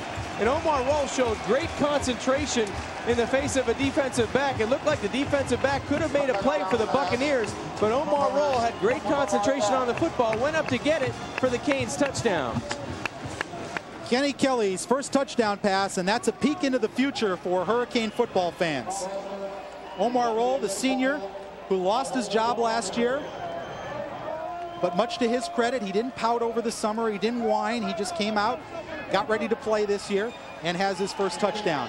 Andy Crossland once again converts, and with 13:18 to play, it's Miami 52-17. Yeah, it's good for the senior, and it's also good for the freshman, Omar Roll. Watch the concentration there, did a good job. Smalls could have went up and deflected the ball. He missed, he gambled, and Omar Roll comes down with the touch. But a nice touch pass by Kenny Kelly. He looked right first. What I like about the throw, he gave enough air on the football for Omar Roll to have a chance, and there you see touchdown, and he comes out guns blazing.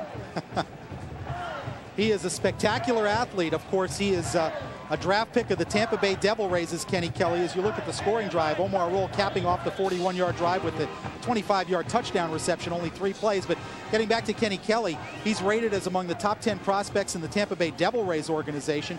He was sought by every major college coming out of Tampa Catholic as a quarterback, and he was also a tremendous basketball player in high school as a point guard. Well, you know, Frank, most of those quarterbacks can just about excel in everything. Except the one standing next to me. At least, even if we can't, we tell people we can. That's right. Well, you excel in your job, your normal job during the week. I know that for sure. That's right. Now, athletically, aside from football, I'll tell you what. I know. There's some questions. There's some questions about maybe basketball, but I'll tell you what, ladies and gentlemen. John Kangemi is a future star on the PGA Senior Golf Tour. I'm telling you that right now. I'm making that prediction. All right. I hope that does come true. That would be nice. But Kenny Kelly, you could tell by the comeback that he threw the first one, Frank. He had that little baseball zip. He followed through on it, and he's got just a huge future ahead of him. A look at Butch Davis and his secondary coach, Chuck Pagano. And we want to invite Hurricane fans this week. We taped the Butch Davis show at Shula Steak 2 on Thursday at noon. This coming Thursday at noon prior to the Cincinnati game. So we invite you to come out and share some lunch with us and talk to head coach Butch Davis, and myself will be at Shula Steak 2 this Thursday. Here's the kickoff from Andy Crossland. He hits it high and short, and that ball is going to fall in. That's a free football. It's a loose football. Miami got and the it, Hurricanes appear to have it. It is Miami football. Fitzgerald, I think Marquise Fitzgerald on the bottom of that pile for the Canes, hustling down on special teams. You are correct, sir. Marquise Fitzgerald recovers. You can't really call it an onside kick, but it's a pooch kick that falls in. And we talked about how difficult that is before. Those upbacks have to make a positive play. They have to communicate. It looks like everybody stands around, and it's so simple. We're looking on the sideline, somebody go get the football, and nobody does. And more often than not, the kick team comes down and makes a big play. You see Crossland there just pooching it down the left side of the football field, but nobody commits to the football play. I got it, you got it, nobody has it, and Marquise Fitzgerald comes down with the football at the bottom of the pile. You can't ask the return men to run 22, 23 yards up the field and make that catch. That's right.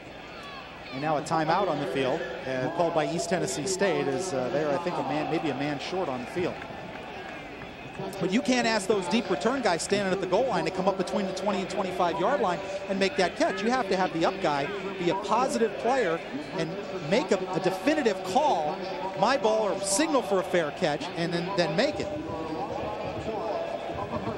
Look at Paul Hamilton, and still coaching, trying to get things sorted out. You don't want that thing to happen during the course of their conference play. Great hustle by Marquise Fitzgerald, just knocking the pins out from somebody. I really like the way the special teams have gotten after it. You know, really the punt blocks, they've got a deflection on the first punt. You see the special teams on the kickoff cover going down and really laying people out. And that's what Miami needs to do. They need all 3 facets of this team to be about equal. And in special teams, they have to improve from what they did last year. And I think from looking tonight, they really have made an improvement. Now, they were 5-6 last year, and there are a couple of close losses in there. If special teams can make a difference, and you look at 6-5, you look at 7-4. That's what special teams can do. And you know, we said it earlier, and Butch Davis said it at his press conference this week. In his first 2 years, he credits special teams with helping him win outright 4 games. from just inside the ETSU 23. Kelly gives to Davenport. Davenport across the 20 to the 18-yard line. Blakely Kendall making a tackle, along with Travis Lewis. Miami getting some fresh faces in the ball game. Number 82. It's Dan Smith, the tight end. Who's also a pitcher on the baseball team. That's right. And now in at fullback, number 34, Wilbur Valdez, who's had a nice night on kickoff coverage. Now getting a chance to play from scrimmage. Davenport with a big hole. Davenport inside the 5. Najee Davenport, touchdown. Is that why you like him so much? Show me that again. That was terrific. Davenport getting airborne at the 5-yard line and just going in untouched for the Hurricane touchdown. That was beautiful. First touchdown in his career. That'll be a special one. That'll be on everybody's highlight reel. Najee Davenport, who goes 6'2", 235 pounds, redshirt freshman from Miami Central High School, and looks like he wants to keep the football. Yeah, is he a sprinter or a hurdler, Frank? Take a look at this. Nobody touches him, then he gets airborne right here, still untouched at about the 10-yard line, and he sneaks in for the Hurricane touchdown. And a great block, lead block from Wilbur Valdez, the fullback, as Andy Crossland converts once again, and with 12:30 left to play, as you look at Najee Davenport, it's Miami 59, East Tennessee State 17. We'll be right back here on Sports Channel.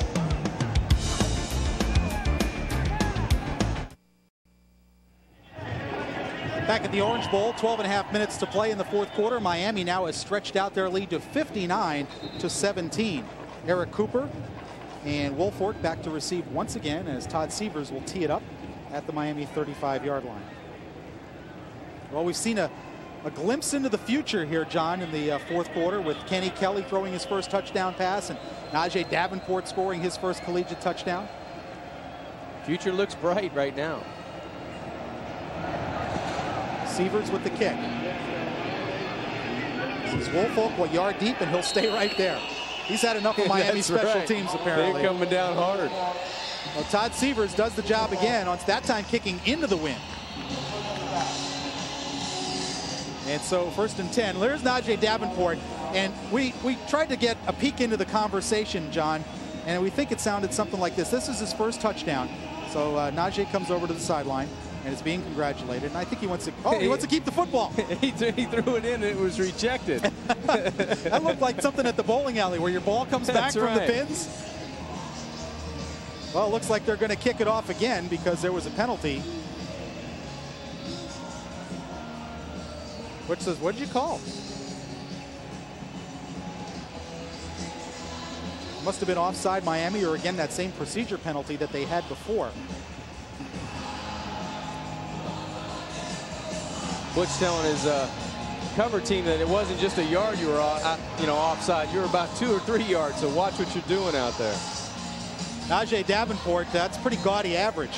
17 a carry. That's pretty huge. Yeah, it's pretty good. 4 rushes for 68 yards. He had a tremendous debut for his collegiate career. Well, he did have the one fumble, which I'm sure he'd like back, but he has certainly shown his explosiveness. Well, they've got 3 solid running backs, and there's not a drop-off. You know, you go from Edgerrin James to James Jackson and Najee Davenport. They all give you something unique, but they all give you consistency, and they run north and south with determination. And I think any one of those guys back there, you have to feel comfortable if you're the head coach of the quarterback or the offensive line providing the blocks for these guys. So we'll try it once again.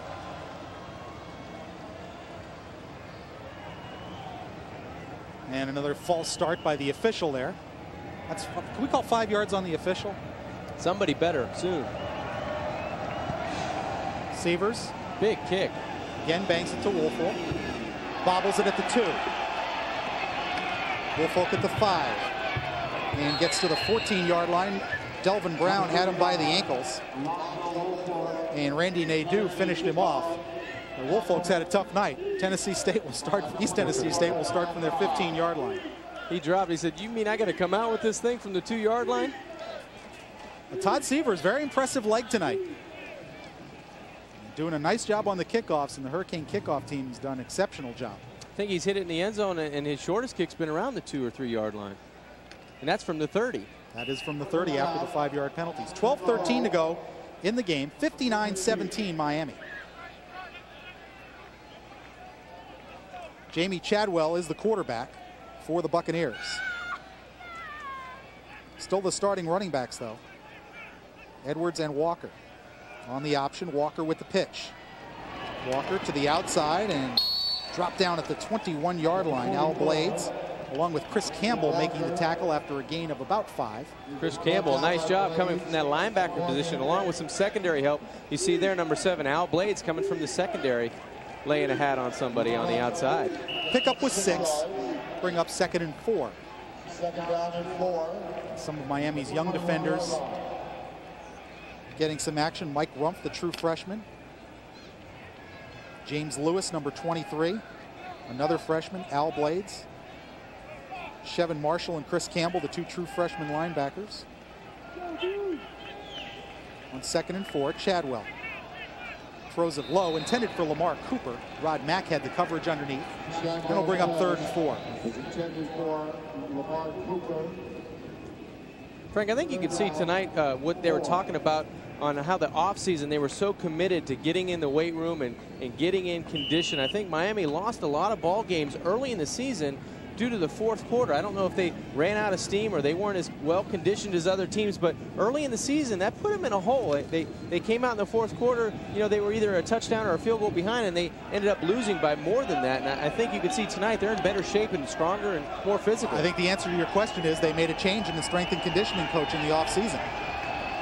Chadwell gives it to Walker.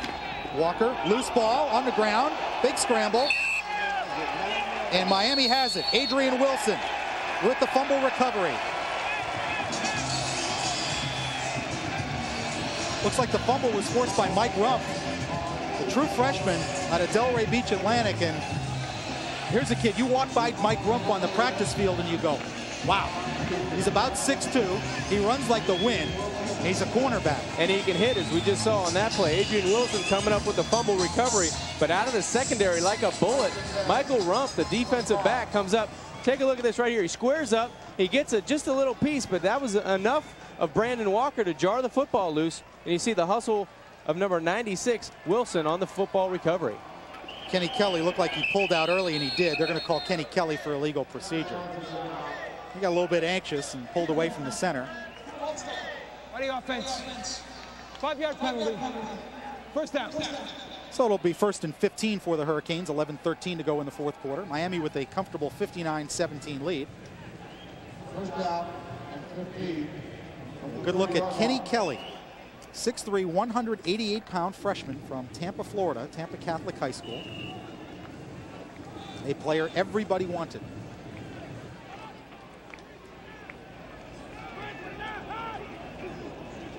There's a fake pitch and a give to Will McPartland, the fullback, and he's going to go nowhere. Number 45, Kevin Peterson, the middle linebacker, making the tackle for a loss of a yard. They'll bring up 2nd and 16. Will McPartland out of Scranton, Pennsylvania, my neck of the woods. That's right. A former walk-on who was awarded a scholarship, one of 6 players, former walk-ons awarded scholarships this fall. 2nd and 16 for Miami. Clock running with 10:44 to play. Kenny Kelly seeing his first action as a Miami Hurricane. Has Valdez and Davenport in the backfield. Kelly steps up in the pocket, throws to Aaron Mosier at the 20. Mosier down to the 15-yard line, lost the football. He may have gotten it back.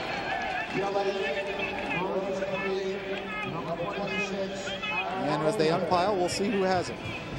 That's nice is hustle. Miami's ball. Mosier got back on it. Aaron Mosier, by the way, is the Big East decathlon champion. So you want to talk about a great athlete. Wow. Well, he's got some speed. You see him take that football. He came back to the football, which was really impressive. I tell you, the presence of Kenny Kelly in the pocket, he's got a lot of bounce to his step. And there you see Mosier does a nice job coming back to the football on the curl route. But a great delivery of the football on the curl route that time by Kenny Kelly. Take a look. He bounces on his feet and he throws a strike to the outside. But you see the separation from the DB. That's great coaching and that's great technique by Mosier coming back to the football to give Kenny Kelly a big target. Then he loses it and he finds it back on the ground. That's nice hustle and determination to get the football back for the Cane offense. They measured for the first down, and Miami does pick up the first and move the chains with 10:15 and the clock moving here in the fourth quarter. It's a 59-17 Miami lead. A look at Aaron Mosier, another former walk-on who has gotten a scholarship. Total yardage, Miami, over 450. This is the fullback, McPartland, moving the pile, still moving it, and gets inside the 10 to the 9-yard line. Fernando Gant, number 41, hanging on for dear life and making the tackle. That's a pickup of 6 for Will McPartland. That's a nice tough run by McPartland, going on the inside, really pushing the pile on his own. Did a nice job to create his own hole and got a nice gain. Well, Will goes 6'1", 230, the sophomore.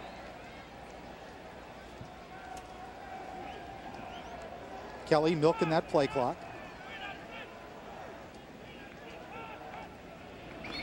And again, I think he rocked a little earlier. One of the offensive linemen did, and that'll cost Miami 5 yards. It looked like the end man on the line of scrimmage on the left-hand side might have been Dan Smith, the tight end, or the left tackle in for the Hurricanes. Looked like they moved a count early. Procedure against the Canes, that'll cost them 5. And it'll be 2nd and 10. Now the ball at the 14-yard line. It's actually closer to 2nd and 9.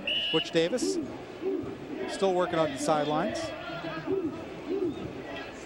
Andy Crossland, there's a guy who had a rough go his freshman year, missed a critical field goal against Virginia Tech, but has come back and has really become a very steady kicker for the Hurricanes. Really has done a nice job. 2nd and 9. Scott Puckett is now the center. This is Davenport. Davenport bursting through again. This time the ankle tackle. Ball came loose, but he had hit the ground. And the ground caused that fumble. Russ Lindgren made the tackle. You see the burst on Najee Davenport when he hits that hole. He's a very explosive. He's going very through close the to high gear, isn't he? Yeah, very quick too. He gets it in high gear about 6 or 7 yards down the football field. Take a look right here. That's where he explodes, right through the line of scrimmage. Nobody touches him until he gets airborne. But you could see it, Frank. His explosiveness through the line of scrimmage. Nobody touched him until he was 7 yards beyond the line of scrimmage. Picked up 8. It is 3rd and 1 at the Buccaneers 6-yard line. Omar roll in motion. Fullback McPartland inside the 5 to the 2 has the first down for Miami. Again, Lindgren on the tackle along with Peterson, and Ryan Vaughn out of Fort Lauderdale St. Thomas Aquinas, your alma mater. Went to Boston University, and when they dropped football, he transferred to East Tennessee State.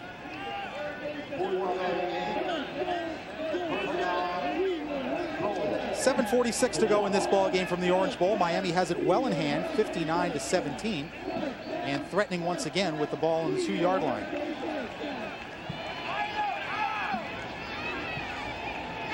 Valdez and Davenport the backs. Najee Davenport over the top, touchdown. Najee Davenport with some serious hops. He got some flubber in those shoes on that one. He's over the top. And scores his 2nd touchdown tonight. Nice explosion, and then a great leap at the goal line for Najee Davenport. He gets over, pushes the score to 65-17.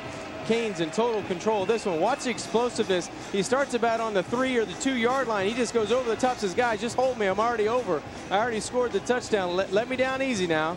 That's it. And some good work for Miami's young offensive line, trying to work some of these other guys in there as Andy Crossland's kick goes through the uprights. And Miami now with a 66-17 lead with 7:27 left to go. We'll return to the Orange Bowl right after this on Sports Channel.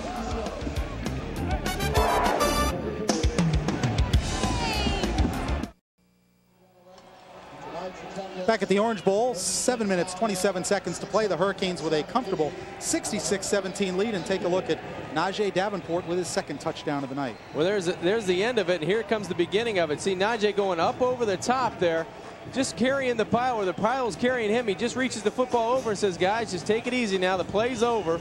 Offensive line doing a nice job getting out in front of Najee. But that's his 2nd score of the evening for the Hurricanes, and the Hurricanes in total control now at 66-17. Tonight's crowd at the Orange Bowl, 36,617. for the Hurricanes home opener. As Todd Severs, he tries the pooch kick this time. Fair catch signaled and made by Cullen Crane at the 36-yard line. He bobbled it and got back on it at the 35. And that's where East Tennessee State will take over as you look at some of the fans tonight. Some Derek Ham fans. And Derek had a sack tonight.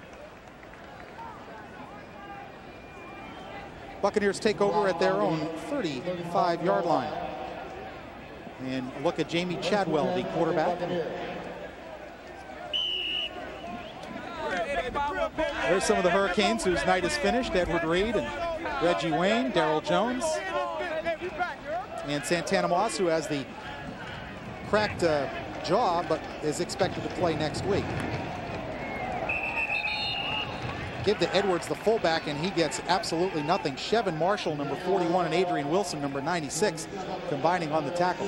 Chevin Marshall's got some closure to him at the linebacker spot. That was some speed and laid a pretty nice hit on the running back of the Bucs offense that time. Did a nice job. These guys, they can all run. They can all play with aggressiveness, and that's the one thing I've seen on the defensive side tonight, Frank. They've all played with that aggressive style. They've attacked the football, and that's what you like to see in the home opener. True freshman, Chevin Marshall, 6'2", 225. He and Jarrell Hudson, who went to Florida State on a scholarship, were two of the linebackers at South Dade last year. You think they had a decent defense? Pretty good. Chadwell will put it up. Under pressure, Adrian Wilson sacked. Adrian Wilson has a fumble recovery and a sack now tonight. The big guy, 6'3", 305, the sophomore from Jacksonville, Arkansas. That's right, Big Daddy. He goes 305. He's a sophomore. Did a nice job getting back there. He's got a smile on his face, and he has reason why. He just ran right by Cruisenberry, the left guard, and then he saw nothing but the backup quarterback, Chadwell, number 21, did a nice job for the Canes defensive front. Well, they're going to need Adrian Wilson. If Chad Pegues is under indefinite suspension and may be done, period, they're going to need Adrian Wilson to become a player. On third down. Stumbling in the backfield is Terrence Sims, the backup tailback. So he will lose another yard, and that'll bring up fourth down.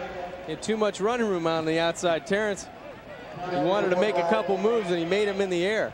That's one where your eyes get big and your feet get small. That's right.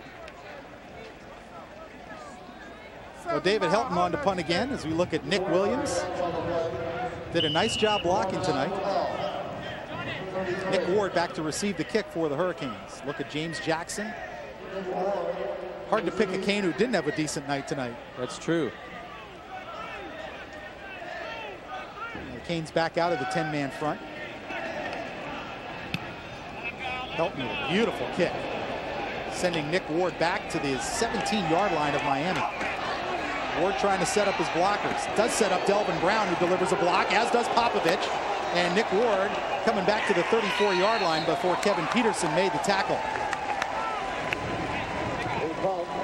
Delvin Brown and Jeff Popovich with some nice work on the special teams there. That's a nice job by Nick Ward, letting all his returners set up and buying him some time to get in right position. There you see Popovich came back and laid out a Buccaneers special teams player.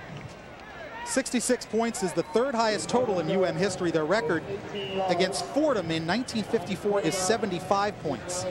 And now we're going to see our first look at another former walk-on who got a scholarship, and that is Zachary Hart. You look at Jeff Popovich. I'm going to tell you what, this guy came here as a skinny quarterback. He is cut now. Najee Davenport pops through the hole and gets out to the 40-yard line, picks up 5. Najee's not done. I think he's going to see the end zone one more time. It looks like he's going to bust through for a long one this time. There is Zachary Hart, now the Canes' number 3 quarterback. Steve Kelly from Burleson, Texas, who was the Canes' number 3, decided not to return to school for personal reasons. Butch Davis said it wasn't anything to do with football, wasn't anything to do with grades. He had some personal things back in Texas and decided to leave school. So Zachary Hart is now the number 3 quarterback out of Washington, D.C. This is the fullback Valdez, no gain. Travis Lewis, number 99, making the tackle. That'll bring up a 3rd and a long 4 for the Hurricanes. Clock moving with 4 minutes to go here in the football game. Look at some of these young Hurricane offensive linemen.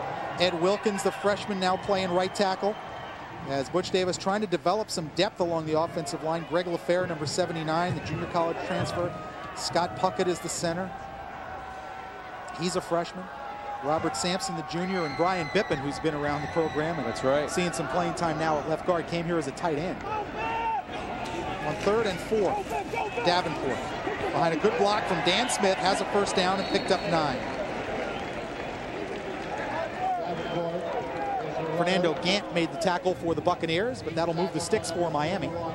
And let's see if they're going to let Zach Hart throw his first collegiate pass. Miami getting everybody into the football game, and that's what you should do when you have a situation like this. And you never know when this experience is going to pay off down the road somewhere. First down at Miami's 49-yard line. Wilbur Valdez and Najee Davenport, the running backs. Here's Hart's first pass. Well, maybe not. Now he keeps it. And Zach Hart, still on his feet, will pick up about 3 yards. Derek Fudge making the tackle for the East Tennessee State defense. Wanted to throw to the outside just on a 3-step hitch route, and the receiver fell down, so Zach did the next best thing. He tucked it under his arm and took it up the field for a couple yards. Look at Butch Davis and Don Solinger as running backs coach. 2:34 left to go. Miami leading 66-17.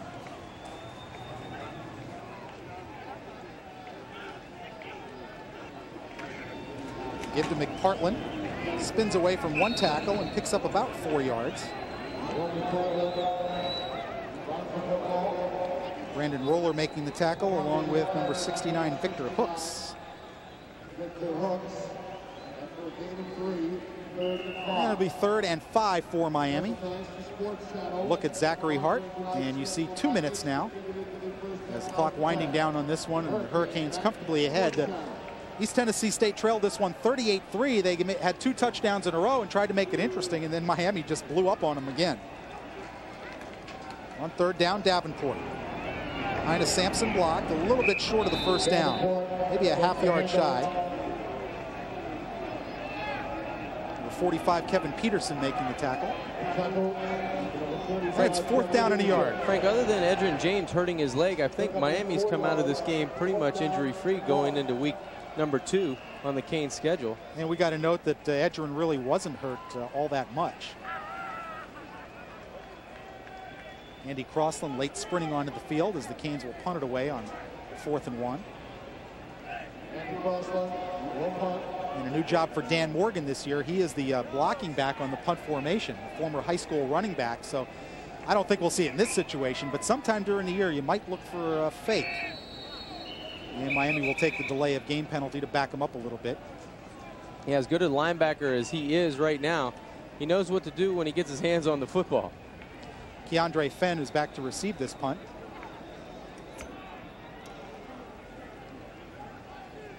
And Andy Crossland, who has had a very, very busy night.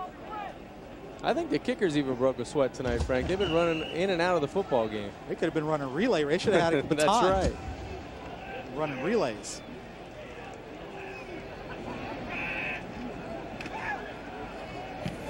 Crossland knocks it up. Good kick. Fair catch signaled by Fenn. He's going to let it fall, and Nate Brooks makes a nice play. If the receiver makes no effort to catch the ball, the covering team can make a catch. And Butch Davis running down the sideline saying, way to go, Nate, way to go. Yeah, he's still working. They're still working on things. You know, 48 seconds left to go in the game. You got to give credit to this team. That's something that hasn't happened in a while. All right, 48 seconds left. Miami up 66-17. And one more possession for East Tennessee State.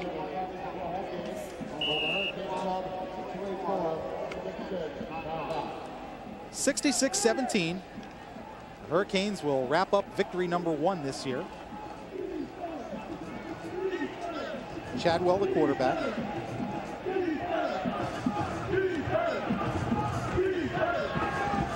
Good play by Michael Lawson to haul down the running back. That's Eric Cooper.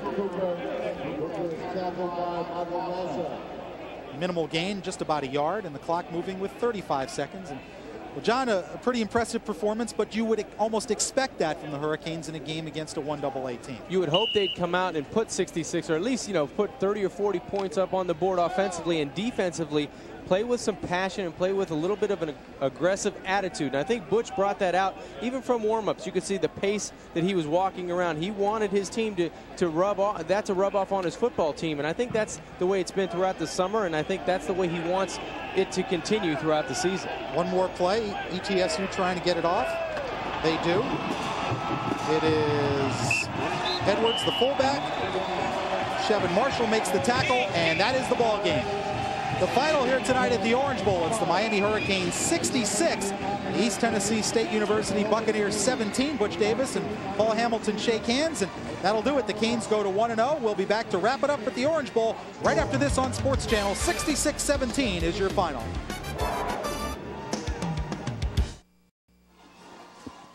Frank Fort and John Congemi back with you on Sports Channel. You look at the final score, the Miami Hurricanes 66, the East Tennessee State Buccaneers 17. John, an impressive performance by the Canes, and the three running backs all had great nights. Everybody had a great night that had an orange jersey on. I thought the offensive backfield did a great job, but the offensive and defensive lines, I think, came out with a kind of an attitude that I want to prove myself tonight, and I want to stay aggressive, and I think they did just that.